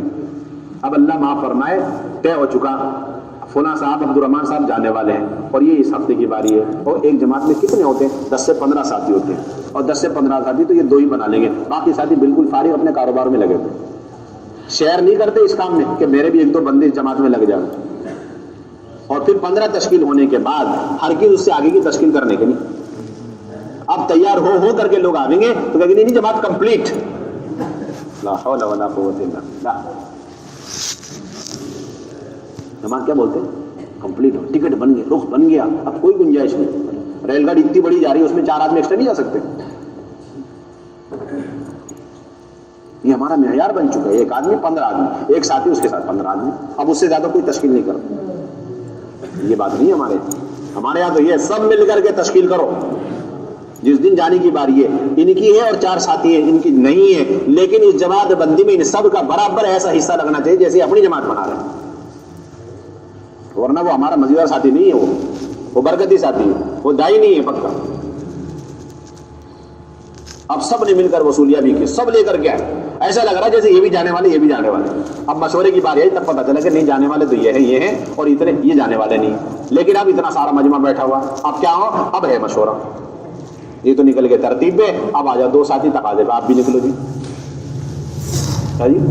آپ بھی نکلو، آپ کو بھی نکلنا. ایسے ہمارے عملے کی ایسا ہمارا عملہ بنتا ہے، ایسے کام میں ترقی ہوتی ہے، ایسے فرد تک دین کی محنت پہنچتی ہے. ایسا نہیں. اس لیے میرے بھائی دوستوں بزرگوں یہ مجمع تو عزم کرے. اب اپنی مسجد کا جائزہ لیں. ایک مسجد میں 6 روزہ کی جماعت مہینے میں ایک نکلتی تھی. کتنے سال سے؟ 10 سال سے. کتنے سال سے نکل رہی؟ کتنے سال سے نکل رہی جی؟ جبکہ یہ بالکل پکی ٹھکی بات ہے. ایک سال میں ایک جماعت 2 بننی چاہیے. ایک سال میں ایک جماعت کتنی بننی چاہیے جی؟ 2 بننی چاہیے. اس حساب سے 10 سال میں کتنی بن جانی چاہیے بھائی؟ کتنی بننی چاہیے؟ 20 بننی چاہیے. یہ تو منیمم ہے. ورنہ میکسیمم یہ ہے کہ بھائی جتنے بھی اطراف میں رہنے والے ایمان والے ان سب کو نکالنے کے اعتبار سے ایمان بننی چاہیے. یہ تو بہت منیمم ہے.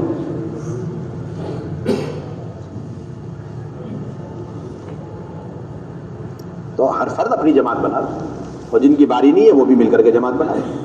اور پھر تیسری اہم بات یہ میرے بھائی دوستوں بزرگوں ایک بات یہ آتی ہے کہ بھائی لے جانے والا نہیں ہے. کیا بات آتی ہے؟ کون سی بات آتی ہے؟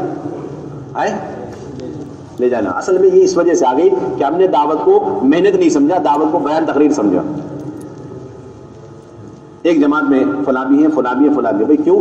ابھی تک بیان کون کرے گا؟ یہ بولتے ساتھ کیا بولتے بیان کے لیے جا رہے ہیں ہم تو محنت کے لیے جا رہے ہیں. محنت کسی دن کرا لو, نئے سے کرا لو, پرانے سے کرا لو. ہمارا کام تو محنت ہے. اور پھر ایک ساتھی اس مسجد میں 10 سال سے چلے میں امیر بن کے چل رہا اور اس کے ساتھ 4-5 معاونین نے ہمیشہ مامور بن کے چل رہے. سمجھو اس نے ان تینوں ساتھیوں کی صلاحیتوں کو زندہ درگور کر دیا. ان کے پر کاٹ دیے اڑنے کے. نہ یہ انہیں چھوڑنے کو تیار نہ ان کو چھوڑنے کو تیار. انہیں معاون چاہیے, ان کو امیر چاہیے. اسی کام کا سارا نقصان اسی وجہ سے. کسی کے ذہن میں یہ بات نہیں ہونی چاہیے اس نے میرے ساتھ اس مرتبہ چلہ لگایا, اگر مرتبہ لگائے گا لیکن میرے ساتھ نہیں لگانے کا, کسی اور کے ساتھ لگائے گا, یا تو امیر بن گیا مامور بن گیا. بس اس سے زیادہ ہماری یہی اصل سوچ ہے. اس مرتبہ تو لے لیا میں نے, اس سے زیادہ کی گنجائش نہیں. جب یہ بات سب کے ذہن میں ہوگی اسے اگلی مرتبہ اڑانا ہے, اس کو مستقل جماعت دے کر کے اس کے اوپر ذمہ داری ڈالنی ہے. اب اس چلے میں ہم خاطر خواہ اس پر محنت کریں گے اور اس چلے میں اسے اپنے ساتھ صرف 1 ہفتہ 10 دن رکھیں گے, 1 مہینے سے الگ رکھیں گے. کیسے رکھیں گے؟ اس پر پے در پے 3 دن کی جماعتیں ڈالتے رہیں گے, ڈالتے رہیں گے, ڈالتے رہیں گے, اٹھا کے بیچتے. ایک مرتبہ ہماری جماعت کے ہم 9 آدمی تھے. کتنے آدمی تھے؟ چلے بھر میں ہمارے ساتھ صرف 3 رہے, باقی سب باہر. چلے بھر میں کتنے تھے ہم؟ چلے بھر میں کتنے؟ یہ گئے پہلے دن, اگلے دن جماعت بنا انہیں بھیج دیا, تیسرے دن انہیں بنا, چوتھے دن انہیں بنا. اب وہ ساتھی جو گئے ہوئے تھے پہلے دن, اب وہ آئے تو یہ ایک اور جماعت لے کر کے آئے, یہ ایک اور جماعت. اب دوسرے دن جو گئے وہ ایک اور جماعت لے کر کے آئے. اس کے علاوہ وہ کوئی کام نہیں. یہ اصل کام ہے, یہ اصل کام. میں تو عملہ تیار کرنا ہے, ورنہ ساتھی ہمت نہیں کر رہے بھائی جماعت لے کے چلنا ہے. اپنی صلاحیتوں کو اس مبارک محنت میں لگانا ہے, اعلیٰ ترین محنت, افضل ترین محنت, اتنی عالی محنت. اسی کے لیے اللہ نے ہمارا وجود بخشا, اسی کے لیے اللہ نے یہ صلاحیتیں ہمارے اندر ودیعت فرمائی. فکروں کی صلاحیت, جسمانی صلاحیت, سوچنے کی صلاحیت, سب کچھ اسی لیے اللہ نے دیے, اور ہم صلاحیتوں کو کہیں اور لگائیں. مجھے پوری اللہ کی رضا سے امید ہے, یہ جتنا مجمع بیٹھا ہے اللہ کی رضا سے امید ہے ان میں سے ایک بھی ایسا نہیں ہے کہ جن کو مامور بنا کے بھیج جائے. نہ اندرون کی جماعت میں, نہ بیرون کی جماعت میں, نہ سواری جماعت میں, نہ پیدل جماعت میں, نہ سہروزہ کی, نہ چلے کی, نہ 4 مہینے کی. پورا طبقے کے اندر ایسی صلاحیت استعداد. لیکن اگر ابھی جائزہ لیں گے تو ایسا بھی نکلے گا کہ ایک ساتھی 20 سال سے امیر بن کے چل رہے اور ان کے ساتھ چلنے والے 4 ساتھی ایسے جو 20 سال سے مامور بن کے چل رہے. انہوں نے صرف اپنا نقصان نہیں کیا, پوری امت مسلمہ کا نقصان کیا. کتنی فکر کی چیز ہے. ہمارے نظام الدین میں ایک جماعت بن گئی. میں مشغول تھا, آخری وقت میں پتہ چلا, دیکھا وہ 3 آدمی ایک ہی جماعت ہے. 3 آدمی ایک جماعت ہے, جن کے میں سے ہر ایک کے بارے میں مجھے یقین کامل تھا کہ یہ بندہ مامور بن کے بالکل چلنا مناسب نہیں ہے. تو اپنی صلاحیت اور 10 امتی کی صلاحیت ضائع کرنے کی ترتیب ہے. جماعت کل نکلنے والی, جماعت کل راتوں رات بائی پاس سرجری کیا اور 3 کو الگ کر دیا. بہت ان کو بہت شاک گزرا. میں نے کہا کچھ بھی ہو جائے, لڑ جائیں گے بھڑ جائیں گے, چھوڑنے کے لیے, تم تینوں کو اکٹھے جانے کے لیے دیتے. تمہارا کام ہے, سہولت والا کام ہے, آپ بھی آ جاؤ, آپ بھی آ جاؤ, آپ بھی آ جاؤ, آپ بھی آ جاؤ. یہ کیا چیز ہے؟ کوئی چیز نہیں. ہمارے ایک محنت ہے, اللہ نے ہمیں محنت دی. کام کرنا محنت نہیں ہے, صلاحیتوں کو لگانا اصل ہے, فکروں کو لگانا اصل محنت ہے. گشت کر لیے کچھ نہیں. یہ دیکھو گشت کو لے کے چلنے والے, گشت کرانے والے, کئی کئی مسجدوں کو اٹھانے والے, اٹھایا کہ نہیں اٹھایا. اب ایک مسجد ہے ماشاءاللہ, اس میں 10 ساتھی ہیں, چلنے والے ہیں, 4 مہینے والے ہیں, اور پابندی سے اعمال کرنے والے ہیں. اب وہ 10 کے ساتھ مل کر کے ایک مسجد میں جا رہے, دوسرا گشت کر. کیوں جا رہے تھے آپ 10 کے 10 ایک مسجد میں کیوں جا رہے, اور مسجدیں نہیں ہیں وہاں, کام اڑ گیا نہیں اٹھا, پھر آپ سب اکٹھے کیوں جا رہے ہیں. کئی مہینے بعد اس مسجد کی باری آ رہی, آپ کام کر کے گئے, دوبارہ وہ مسجد مردہ ہو گئی. بس آپ 10 آدمی مضبوط ہیں, اب آپ میں سے 3 کو ایک مسجد دی جائے گی. اب آپ جاؤ گے تو کیسے کرو گے؟ جانے سے پہلے اپنے محلے میں محنت کرو, 10 بندے نئے تیار کر کے کیا کرو جی, ہاں اب جاؤ آپ اس مسجد میں, اور وہاں پہنچنے سے پہلے, وہاں گشت کرنے سے پہلے اتنے بیفور پہنچ جاؤ کہ وہاں کے محلے والوں کو لے لے, رہبر کو پہلے سے تیار کر لو, 2-4 ساتھی کو پہلے سے تیار کرو. گشت سے پہلے اپنے محلے میں گشت, اور ادھر سیکنڈ گشت کرنے سے پہلے ادھر ایک گشت. جب یہ 2 گشت کمپلیٹ ہو گئے تب جا کے اوریجنل گشت صحیح ہوگا ہمارا. اس سے پہلے کچھ نہیں ہوتا. اس سے پہلے تو صرف اور صرف ایک چھوٹا سا پکنک ہے اور کچھ نہیں. 3 طرح کی جماعت بنی ہوئی ہے سیکنڈ گشت کے لیے. پہلی وہ ہے جو اعلان کرنے والی, آدھا گشت کرنے والی. دوسری جماعت وہ پہنچے گی جس کو درمیانی کام سنبھالنا. تیسرے وہ لوگ جن کو آخری پروگرام سنبھالنا. یہ چل رہا ہے اس وقت سارا. اور کہہ رہے کہ سیکنڈ گشت ہو رہا ہے, 10 سال سے ہم کر رہے ہیں, وہ دوسری مسجد اٹھ نہیں رہی, کیسے اٹھ جائے گی؟ ہم نے تو وقت ہی نہیں, ابھی تک وقت ہی نہیں دیا ہم نے اس کو. ایک ساتھی کو مکمل وقت دینا چاہیے سیکنڈ گشت میں, ایک ساتھی مکمل وقت وہاں پر دے. اور پھر یہ بھی نہیں کہ ہم نے یہ 2 کام کر لیا, پھر وہ اس کے بعد بھی وہاں بیٹھ کر کے نئے ساتھیوں کے ساتھ چائے پانی کر لو, تھوڑا سا اکرام کر لو, اور پھر انہیں لے کر اسی دن کا ملاقات کی ترتیب بنا لو, اسی وقت تعلیم کرا لو, اسی دن مشورہ کرا لو. اجی یہ بھی کر کے دیکھ لیں تب بھی نہیں اٹھ رہا, اچھا پھر ہفتے میں 2 دن بیچ میں ساتھیوں کو روانہ کرو, جا کے دیکھ کر آئے, معائنہ کریں. اجی تب بھی کام نہیں اٹھا تو آپ اپنی مسجد میں سے 2 ساتھی مستقل اس مسجد کے لیے طے کر دو. آپ کا محلہ, آپ کی مسجد, وہ ادھر جھانک کے بھی نہیں دیکھنا, ہم نے آپ کو یہاں رکھ کے اس لیے تیار کیا تھا. یہ کام اٹھانے کے طریقے ہے. اب تو اللہ معاف فرمائے, آپ کی مسجد میں کمزوری کیا کریں, امیر صاحب میں آپ کی مسجد میں جوڑنا, آ جاؤ سب کو یہیں جوڑ لو اپنی مسجد میں. اتنی خطرناک بیماری چلا رکھی ہے, اللہ معاف فرمائے. ایک مسجد کو 3-4 مسجد محنت کے لیے دی جاتی ہے, اب وہ محنت کر رہے ہیں, یہی والی محنت ٹوٹی پھوٹی, اب جب اٹھا نہیں تو محنت چھوڑ دی, مایوس ہو گئے. اور ادھر کا جو ساتھی تھوڑا بوڑا بھی تھا, اس نے آگے جب مشورے میں بات رکھی, بھائی ایسا کہ ٹھیک ہے آپ ہمارے ساتھ جوڑ دو, جو کل مردہ ہونے والی مسجد آج ہی مردہ ہو جائے گی. یہ کرنا چاہیے, ہونا یہ چاہیے تھا کہ آپ مضبوط جماعت, آپ کی مسجد وار جماعت مضبوط ہے, آپ ٹرین کر کے, ٹریننگ دے کے, بالکل تربیت دے کر کے اپنے ساتھی کو بخیرتے آپ, بھائی تیرا یہ محلہ ہے اور تمہاری یہ مسجد ہے, تم جا کے اسے سنبھالو. آپ کا یہ محلہ ہے, آپ کی یہ مسجد, وہاں جا کے سنبھالو. 3 دن کی جماعت نہیں بن رہی اس محلے سے, سیکنڈ کا جہاں ہم کرتے ہیں. اب کریں کیا جی, کریں کیا؟ ہمارا ایک ساتھ مضبوطی ہے, مضبوط ساتھی ہمارے پاس ہے ماشاءاللہ, اور سہ روزہ جماعت لے کے چل سکتا ہے. بھائی آپ کا اس ہفتے, اس مہینے سے سہ روزہ ہماری مسجد سے نہیں ہے, کہاں سے آپ کا جی؟ یہ مجمع طے کریں ان چیزوں کو, ابھی اس کے بغیر کام اٹھنے کا نہیں ہمارا. اور یہی وقت ہے اس وقت, ساری جگہوں پہ اس وقت کمزوری آئی پڑی ہوئی, سارے ساتھی بکھر کر کے مسجد کو ٹارگٹ بنائیں, فرد کو ٹارگٹ بنائیں. بالکل پکی بات ہے, اسے کہہ دو اب آپ کو ہمارے ساتھ سہ روزہ لگانے کی کوئی گنجائش نہیں, آپ کو وہاں لگانا ہے اور اس وقت تک لگانا ہے جب تک آپ اٹھا نہ لو. آپ کو تھوڑا سا ایک پیریڈ دے دیا, ایک موقع دے دیا گیا, اب آپ اٹھاؤ. ماں مسورہ سہ روزہ کی جماعت, بھائی ادھر سے تو بن رہی ہے اپنی مسجد سے, لیکن سیکنڈ گشت جہاں ہم کرنے جاتے ہیں وہاں سے ماں مسورہ سہ روزہ کی جماعت نہیں بن رہی. اب کریں کیا کہ بھائی ادھر مضبوط ساتھی ہے, بھائی ٹھیک ہے آپ کا ماں مسورہ سہ روزہ اب ہمارے ساتھ نہیں لگنے کا, بلکہ آپ کو اس محلے سے لگانا ہے جہاں ہم سیکنڈ گشت کے لیے جاتے ہیں. آپ کا طے کر دیا, ادھر سے جاؤ گا. اب نئی بہنوں کو لے کر کے, نئے ساتھیوں کو لے کر کب آپ جاؤ, اس سے کام اٹھتا ہے ماشاءاللہ. چلے سارے کام ہو گئے سیکنڈ گشت کے ذریعے سے, لیکن وہاں سے چلے کے افراد بھی تیار نہیں ہو رہے, اور یہ چلے کی جماعت نہیں تیار ہو رہی. اگر تیار ہو جاوے تو ٹوٹ جاوے, کیوں ہو جاوے؟ تو کوئی لے جانے والے, وہاں کوئی فرشتہ آئے گا لے جانے کے لیے, کوئی فرشتہ آئے گا وہاں سے چلے کی جماعت لے جانے کے لیے. یہ تو بندوبست آپ کو کرنا ہے. اب کیسے کریں گے؟ یہ جو آپ کے ساتھ مضبوط معاونین کی ایک جماعت ہے نا, اس میں سے طے کر دو مشورے سے, بھائی آپ کو اس مرتبہ سالانہ چلہ کدھر سے لگانا جی؟ اس مسجد سے لگا. تیاری کر لو باپ پوری, اپنے ساتھ لے کر کے نہیں جائیں گے باپ. اس اینگل پر, اس بیس پر ساتھی کو تیار کرو. ہر ساتھی پر پچھلے چلے کے مقابلے میں اس چلے میں بوجھ زیادہ پڑے, فکریں بڑھے. یہ ہمارا مضبوط عملہ تیار ہو رہا ہے. یہ نہیں کہ پہلے ماشاءاللہ میرے ساتھ 10 نکلے تھے, اس مرتبہ 20 ہو گئے, 10 تو پرانے تھے 10 اور بڑھ گئے. یہ 10 بڑھ گئے کم ہوئے نہیں ہے, یہ تو 10 کو تو آپ نے ضائع کر دیا دوبارہ اپنے ساتھ لگا کر. اور خصوصاً اس کو ضائع کیا جو اس کے اندر جماعت لے کے چلنے کی کیپیسٹی، استعداد، صلاحیت تھی۔ اب تو مضبوط ساتھیوں کو دیکھ دیکھ کے ہم اپنے ساتھ لگا لیتے ہیں، حالانکہ مضبوط ساتھیوں کو دیکھ دیکھ کے چن چن کر کے باوجود ناگواری کو انہیں بھیجنا چاہیے۔ تقاضا آ گیا یمن سے، اللہ کے نبی صلی اللہ علیہ وسلم نے حضرت معاذ کو بلایا اور فرمایا احبک یا معاذ، معاذ مجھے بڑی محبت ہے۔ ساتھیوں سے محبت ضرور ہونی چاہیے، لیکن اس کا مطلب نہیں کہ اس کو آگے جا کے تقاضوں پہ چلنے پھرنے سے روک دیا جائے، ایسا کچھ نہیں ملتا سیرت۔ ساتھیوں سے خوب محبت کرو، لیکن یہ ساری محبتیں اور یہ سارا ہمارا جوڑ بچھڑنا دعوت کی نسبت پر ہونا چاہیے۔ اللہ کے نبی ایسے ایسے لوگوں کو تیار کر کے صراحت کے ساتھ فرماتے یا معاذ احبک، اے معاذ میں تم سے محبت کرتا ہوں۔ حضرت معاذ نے کہا اللہ کے نبی میں بھی آپ سے محبت کرتا ہوں۔ اچھا محبت کرتے ہو، یہ تقاضا یمن سے آئے، تیار ہو جاؤ۔ یہ ہے اصل ترتیب جی۔ اور یہ بھی فرما دیا مختصر سی تشکیل نہیں ہے، ہو سکتا ہے کہ آج کے بعد تمہاری ہماری ملاقات نہ ہو۔ یہ بات فرما دی، ہو سکتا ہے آج کے بعد تمہاری ہماری ملاقات نہ ہو۔ اتنی لمبی لمبی تشکیل کر کے بھیج دی اللہ کے نبی، تربیت فرما رہے۔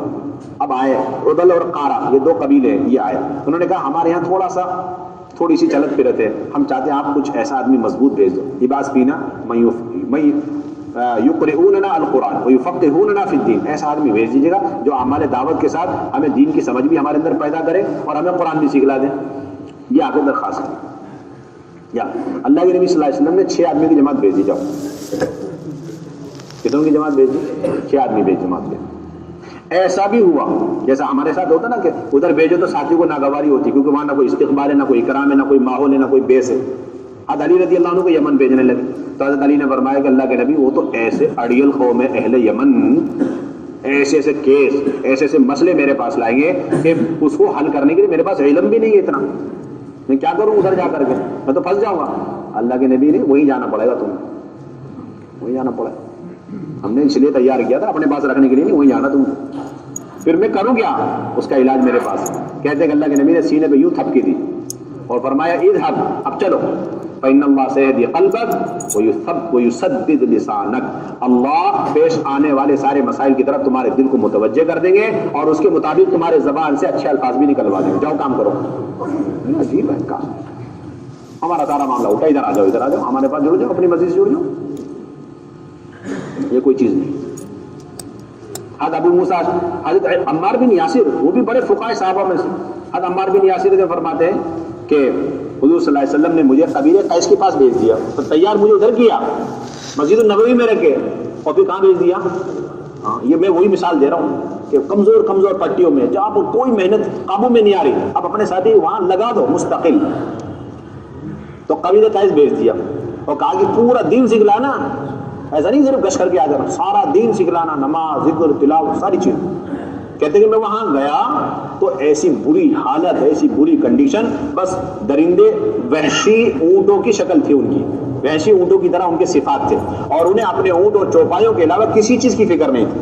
لیس لهم هم الا شاة او بعیر، یہ سارا دیکھ کر کے میں بیچ میں واپس آ گیا۔ آ جاتا نا بعض لوگ جماعتیں چھوڑ کے بیچ میں واپس آ گئے، علاقہ چھوڑ کے بیچ میں واپس آ جاتے۔ فانصرفت الى رسول اللہ صلی اللہ علیہ وسلم، واپس آ گیا۔ اللہ کے نبی کیا ہوا؟ بھیجا تھا تم کو ایک کام سے، پورا ہو گیا۔ کہ اللہ کے نبی وہ تو ایسی خطرناک قوم ہے، وہ تو سننے کو تیار نہیں، ماننے کو تیار نہیں، اکرام استقبال تو آگے کی بات ہے، مجھے کچھ نہیں ہے، میں تو چاہتا ہوں کہ کم سے کم سن تو لو، وہ تو سننے کو تیار نہیں، ہر وقت ان کو اونٹ مویشی اسی کی فکر لگی ہوئی، ان کے اندر اتنی غفلت، اتنی اللہ کے نبی نے فرمایا تو بہت چھوٹی سی بات ہے، ایسی بھی قوم ہے جو ساری چیزیں جانتی ہے اور پھر بھی عمل نہیں کرتی، اس سے زیادہ خطرناک قوم ہے۔ اللہ کے نبی نے واپس نہیں رکھا، دوبارہ بھیج جاؤ۔ یہ ترتیب تھی، ہم یہ ساری ترتیبیں چھوڑ دو۔ ایک جگہ محنت ہوئی اور وہاں پر بے شمار لوگ اسلام میں داخل ہو گئے، کہتے کہ پورا شہر مسلمانوں سے بھر گیا۔ اب امیر کون تھے وہاں پر؟ یزید بن ابی سفیان، انہوں نے حضرت عمر کے نام پہ خط لکھا، امیر المومنین، بہت زیادہ نئے نئے ساتھی ہو گئے، سکھلانے والے معلمین کوئی نہیں، سکھلانے والے معلمین کوئی نہیں ہے، آپ خدا کے واسطے 3 آدمی بھیج کر میری مدد کریں، تو مضبوط پکے پکے علماء، فقہاء، صحابہ۔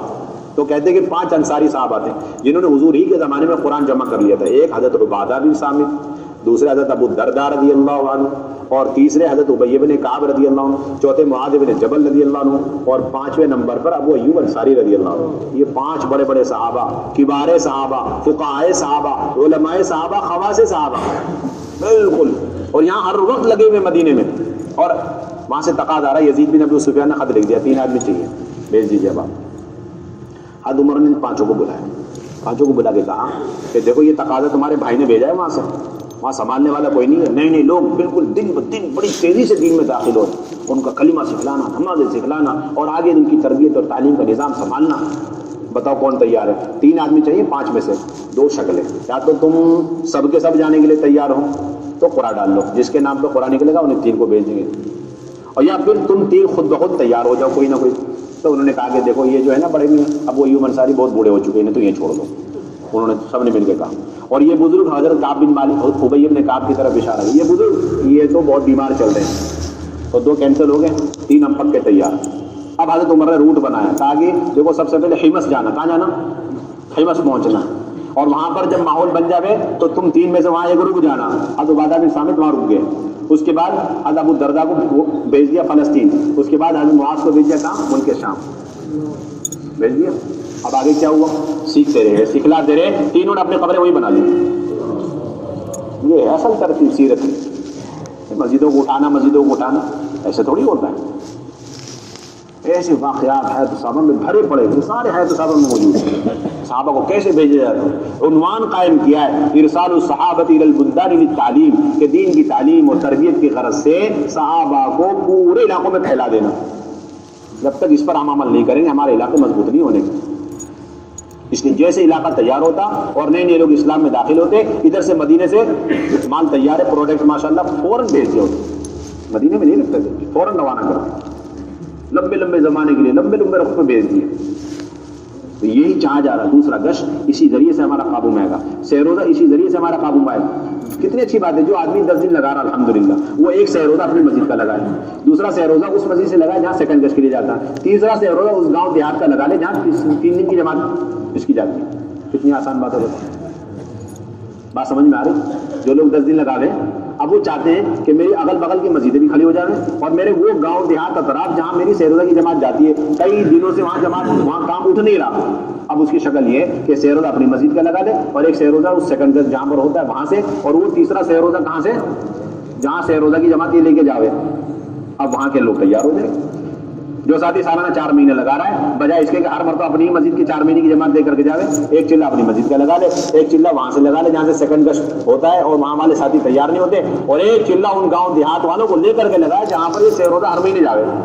کتنی آسان بات ہے، لیکن وہی بات ہے نا، اپنی سوچ، اپنی فکر، ہم مزاج، ہم خیال، ہم پیالہ ہم نوالا، اس سے آگے سوچ ہی نہیں ہماری۔ ایک مسجد کا ساتھی دوسری مسجد کے ساتھ جاتے ہوئے سوچتا ہے پتہ نہیں وہ کیسا مزاج کا، پتہ نہیں کیا خیال ہے اس کے، کیا اس کا کتنا اصول کا پابند، اسی نے ہمیں بالکل ٹکڑیوں میں کر رکھا ہے۔ مسجد کے ساتھ کو توڑ کے رکھا ہوا، گاؤں کے توڑ کے رکھا ہوا، امت پناہ وجود میں نہیں آ رہا۔ یہ ساری چیزیں خدا کے واسطے ختم کریں، ان چیزوں کو سوچے، تقاضے کو سوچے، وسعت پیدا کرے اپنے اندر۔ یہ کام ہے ہمارا، محنت ہے، فکری محنت، دماغی محنت جو ہے نا، یہ اصل کام ہے ہمارا۔ جب سوچتے رہیں گے ان تقاضوں کو، سب آسان۔ ہم سوچتے کم ہیں، پہلے یہ سوچتے ہیں ان کا مزاج کیا ہے، ان کا خیال کیا ہے، ان کی فکریں کیا ہیں، ان کی عادتیں کیا ہیں، ان کے اعتبار کیا ہے، ان کے طور طریقے کیا ہیں، ان کی ہیبٹ کیا ہے، بس اسی وجہ سے سارا کام کا نقصان، سارے تقاضوں کا ستیہ ناش ہوگا۔ یہ چیزیں سوچنی نہیں چاہیے۔ ایک جماعت ہے نظام الدین میں، 3 آدمی اتنے مضبوط، ان میں سے ایک آدمی کا 30 مرتبہ 4 مہینے لگا ہوا، ٹھیک، دوسرے صحابہ ان کا 15 مرتبہ لگا، ایک اور صاحب کا 10 مرتبہ لگا۔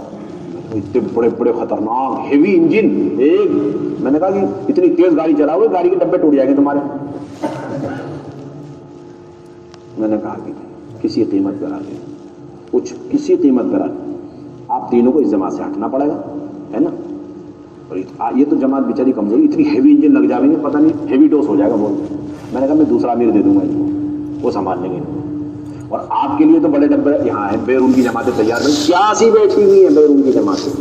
ایسے بھی ساتھی بیٹھے ہیں جو کہہ رہے ہیں 5 مرتبہ نظام الدین آگے، ابھی تک ہمیں مضبوط ساتھی نہیں ملا لے کے چلنے والا، اور تم اپنی جماعت لگے ہوئے، اپنی مسجد۔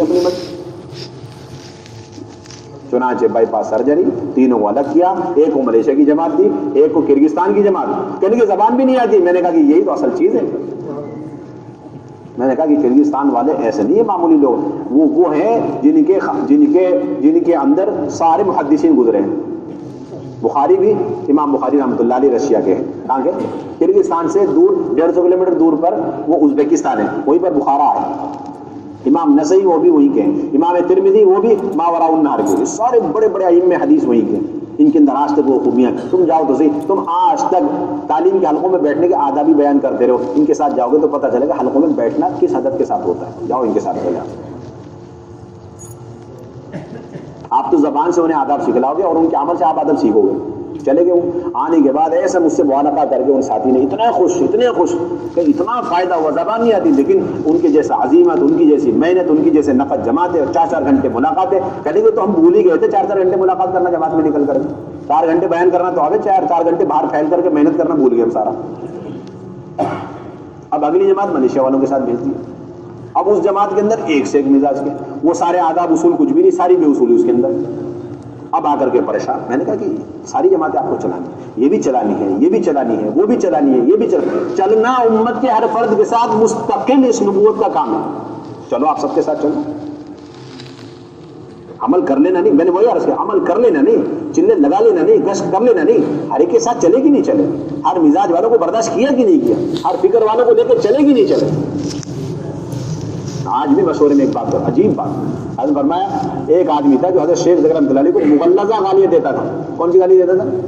انتہائی نیچے درجے کی سفلی گالیاں, انتہائی. حضرت شیخ سے لوگوں نے حضرت لیکن اس میں بھی کوئی مصلحت ہوگی. کیا فرماتے حضرت شیخ؟ کیا فرماتے تھے؟ اس میں بھی کوئی مصلحت ہوگی. سوچو تو صحیح آپ, وہ تو دشمنی کے ساتھ گالیاں دے رہا, جو آدمی اخلاص کے ساتھ ہمارے ساتھ چل رہا ہے صرف بے اصولی کر رہا, بتاؤ اس میں کتنی مصلحتیں ہوں گی. آپ سوچو. خیر, اس کا انتقال ہو گیا. اب آ کے کہا حضرت شیخ نے انا للہ پڑھا, اور کہنے لگا یہی تو ایک عام آدمی تھا جو میری حقیقت سے واقف تھا اور میری صحیح جو ہے وہ منظر کشی کر رہا تھا. اس کے علاوہ جتنے جو ہے مداح کے تعریف کرتے تھے وہ تو میری حقیقت حال سے واقف ہی نہیں ہے, وہ تو صرف زبانی جمع خرچ میں لگے ہوئے. حقیقی بات تو یہ کر رہا تھا. یہ تھے ہمارے بڑوں کے.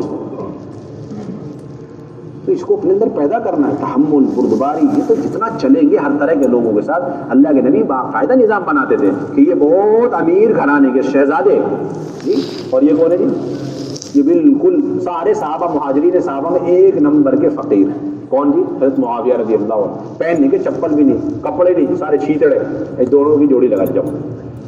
اب چل رہے ہیں, چلتے چلتے تپش دھوپ کی خطرناک. کہنے لگے کہ جب آپ جو ہے اپنی سواری میں مجھے بٹھا کے, تم جیسا آدمی میری سواری, شہزادی کی سواری میں پیچھے. اچھا ایسا کرو, چپل میری چپل کے بھی لائق نہیں آپ, کیا بات کرتے ہو. حالانکہ کاتبین وحی میں سے ہیں. کون؟ حضرت معاویہ رضی اللہ تعالیٰ عنہ کاتبین وحی میں سے. بہرحال زمانہ گزر گیا اور حضرت امیر معاویہ رضی اللہ عنہ پورے اسلامی ممالک کے تنے تنہا امیر المومنین. اللہ اکبر. اب یہ صحابی پہنچے ان سے ملاقات کرنے کے لیے. دربانوں نے روک لیا, کہا کہ اندر خبر پہنچا دو کہ وہ آئے فلاں صاحب ملنے کے لیے. اچھا بلا لیا, اور حضرت معاویہ رضی اللہ عنہ نے اپنی جو بادشاہت کی کرسی تھی اس میں اپنے قریب بٹھا لیا. بٹھا کے پوچھا کہ بتاؤ گھوڑ سواری اچھی تھی یا یہ والی تخت شاہی اچھی؟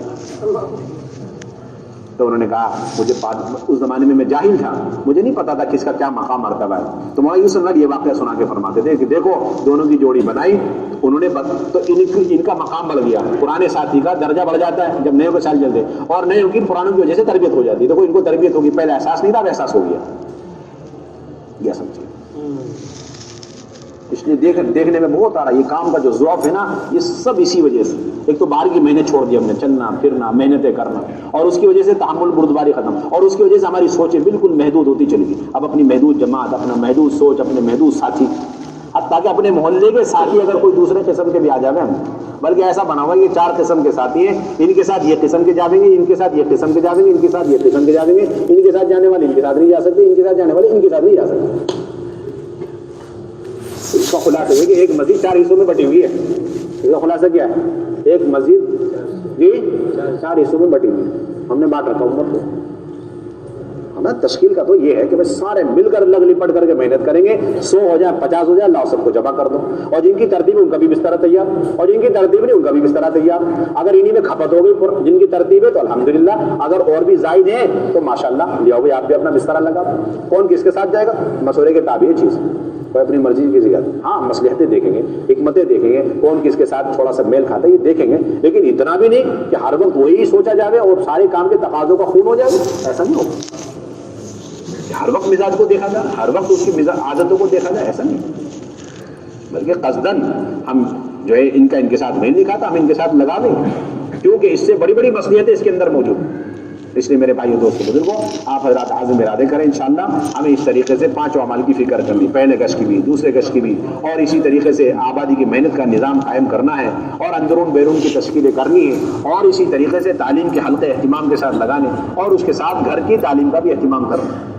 5 اعمال کے ساتھ گھر کی تعلیم, اس یقین کے ساتھ کہ یہ ہماری تربیت کا اور ہماری تزکیے کا خدائی نسخہ ہے. کون سا نسخہ ہے؟ کہ اللہ نے براہ راست ان اعمال دعوت پر اپنی طرف منسوب کیا کہ میں خود تمہاری تربیت کر دوں اگر گھر کے اندر قرآن کے حلقے لگا لیے. انما یرید اللہ لیذھب عنکم الرجس علی البیت ویطہرکم تطہیرا. یہ اصل بات. اور اپنی خواتین کو لے کر ترتیب سے بھی نکلنا سہ روزہ, اور جب تقاضا آ جاوے فوراً نکل جاؤ. بلکہ آسان بات ہے, جو لوگ 10 دن لگا رہے ہیں ماشاءاللہ, وہ 6 دن تو مردوں میں لگا لیں اور باقی 3 دن ہر مہینے ماہ مسورات لگا لیں.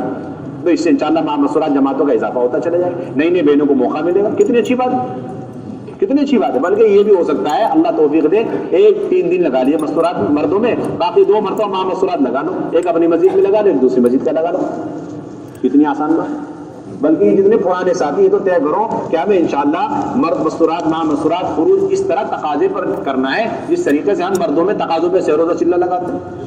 آپ کے لیے کوئی ترتیب نہیں ہے, آپ حضرات کی ترتیب صرف یہی ہے کہ تقاضا ہو اور اہل مشورہ فیصلہ کر دے, آپ فوراً اہلیہ کو لے کے نکل جاؤ. اسی طرح عشرہ لگانا, اسی طریقے سے چلہ لگانا. اور ایک اہم بات یہ کہ اس وقت اپنے گھروں میں جماعتوں کی نصرتوں کے نظام قائم کریں. گھروں میں قیام کرانے کے لیے کوئی شرط ہمارے پاس نہیں. کیا نہیں؟ پردے کی بھی بات مت کرو کہ تمہارے گھر میں پردہ ہے تو ٹھہرائیں گے, یہ بھی بات مت کرو. گھر دے رہے ہو الحمدللہ, پردہ بعد میں دیکھ لیں گے.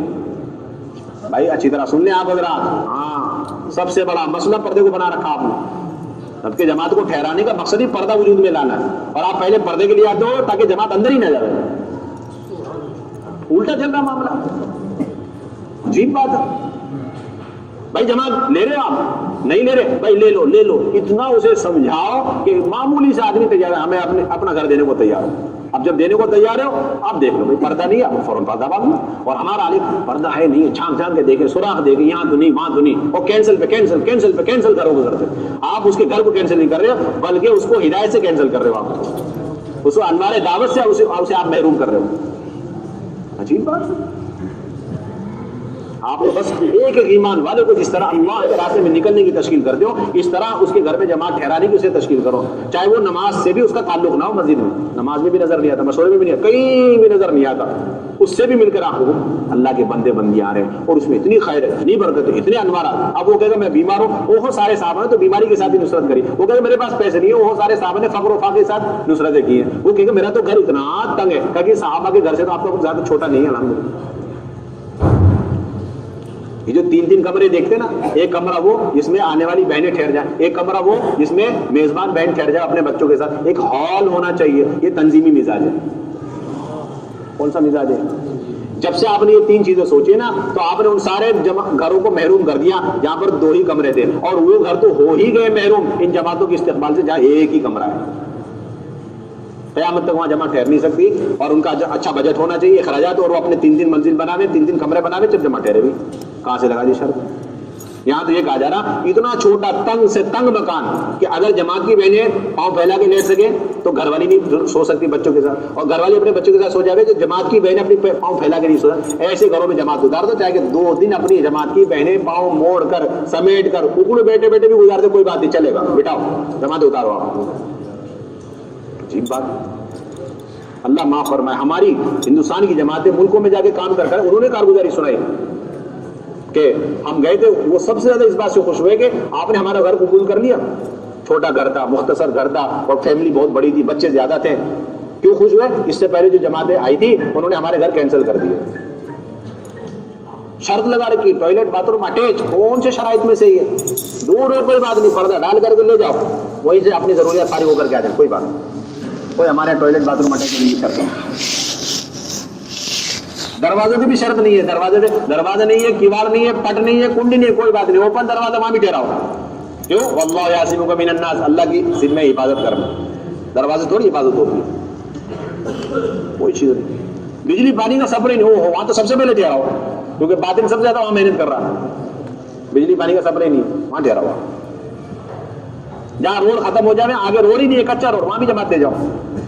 کتنے گاؤں دیہات اس وجہ سے ہم نے چھوڑ رکھے کہ وہاں ایک ہی گھرانہ ہے. کل قیامت میں آپ نے اللہ نے پوچھ لیا کہ اس گھرانے کو تم نے چھوڑ کیوں دیا، تو ہم کیا جواب دیں گے؟ ایسا تنظیمی مزاج بنا ہوا، گاؤں ہو، پروگرام ہو، 10-20 بہنیں ہونی چاہیے، مذاکرے ہونے چاہیے، کچھ بھی کوئی چیزیں ہمارے ایک ایک فرد، جس طرح ایک ایک فرد ہمارا محنت کا میدان ہے، مرد ہو عورت ہو، اسی طریقے سے ہمیں تو گھروں کے اندر جماعتوں کے ٹھہرانے کی تشکیلیں کرو. 100% گھر کھل جانے چاہیے. بھائی کریں گے انشاءاللہ. اللہ تعالیٰ قبول. سبحان اللہ. دعا بھی کرا. اللهم صل على سيدنا مولانا محمد وعلى آل سيدنا مولانا محمد كما صليت على إبراهيم وعلى آل إبراهيم إنك حميد مجيد. ربنا ظلمنا أنفسنا وإن لم تغفر لنا وترحمنا لنكونن من الخاسرين. اللهم إنا نسألك من خير ما سألك منه نبيك سيدنا محمد صلى الله عليه وسلم ونعوذ بك من شر ما استعاذك منه نبيك سيدنا محمد صلى الله عليه وسلم وأنت المستعان وعليك البلاغ ولا حول ولا قوة إلا بالله العلي العظيم. اے اللہ ہمارے گناہوں کو معاف فرما دے. اے اللہ پوری امت کے گناہوں کو معاف فرما دے. اے اللہ سب سے بڑے ظالم ہمیں. اے اللہ اس عظیم الشان اس عالی محنت کو ہم نے چھوڑ دیا، اور اے اللہ معمولی سے عذر کی وجہ سے اپنی سستی غفلت اور لاپرواہی کی وجہ سے اس کام کو چھوڑ دیا. اے اللہ اس جرم عظیم کو معاف فرما دے. اے اللہ پوری امت کو معاف فرما دے. پوری امت نے بحیثیت امتی ہونے کے اس کام کو چھوڑ رکھا ہے. اے اللہ معاف فرما دے. اور اے اللہ پوری امت کو دعوت پر، دعوت کی فکروں پر، دعوت کے تقاضوں پر، اعمال دعوت پر، اور اے اللہ اس کار اور اس طریقے کار پر جمع فرما دے جو تیرے حبیب صلی اللہ علیہ وسلم کے زمانے میں تھا. اے اللہ مساجد کو اعمال دعوت سے آباد فرما، گھروں کو اعمال دعوت سے پر فرما. اے اللہ ایک ایک فرد امت کو اے اللہ نفر کی اہمیت اس کے دل میں پیدا فرما کر اے اللہ تقاضے پر پورے عالم کے لیے قبول فرما. اور اے اللہ جماعتوں کی استقبال کی توفیق عطا فرما. گھروں کے اندر اے اللہ سنت اور فرائض کو زندہ فرما. اے اللہ پردے کو زندہ فرما. اے اللہ مساجد کو آباد فرما. اے اللہ اس جوڑ کو قبول فرما، اس جڑنے کو قبول فرما. ایک ایک ساتھی کے عزائم کو بے حد قبول فرما. اے اللہ ان کی نصرتوں کو قبول فرما. اے اللہ ان کی دنیاوی اخروی تمام حاجتوں کو پورا فرما.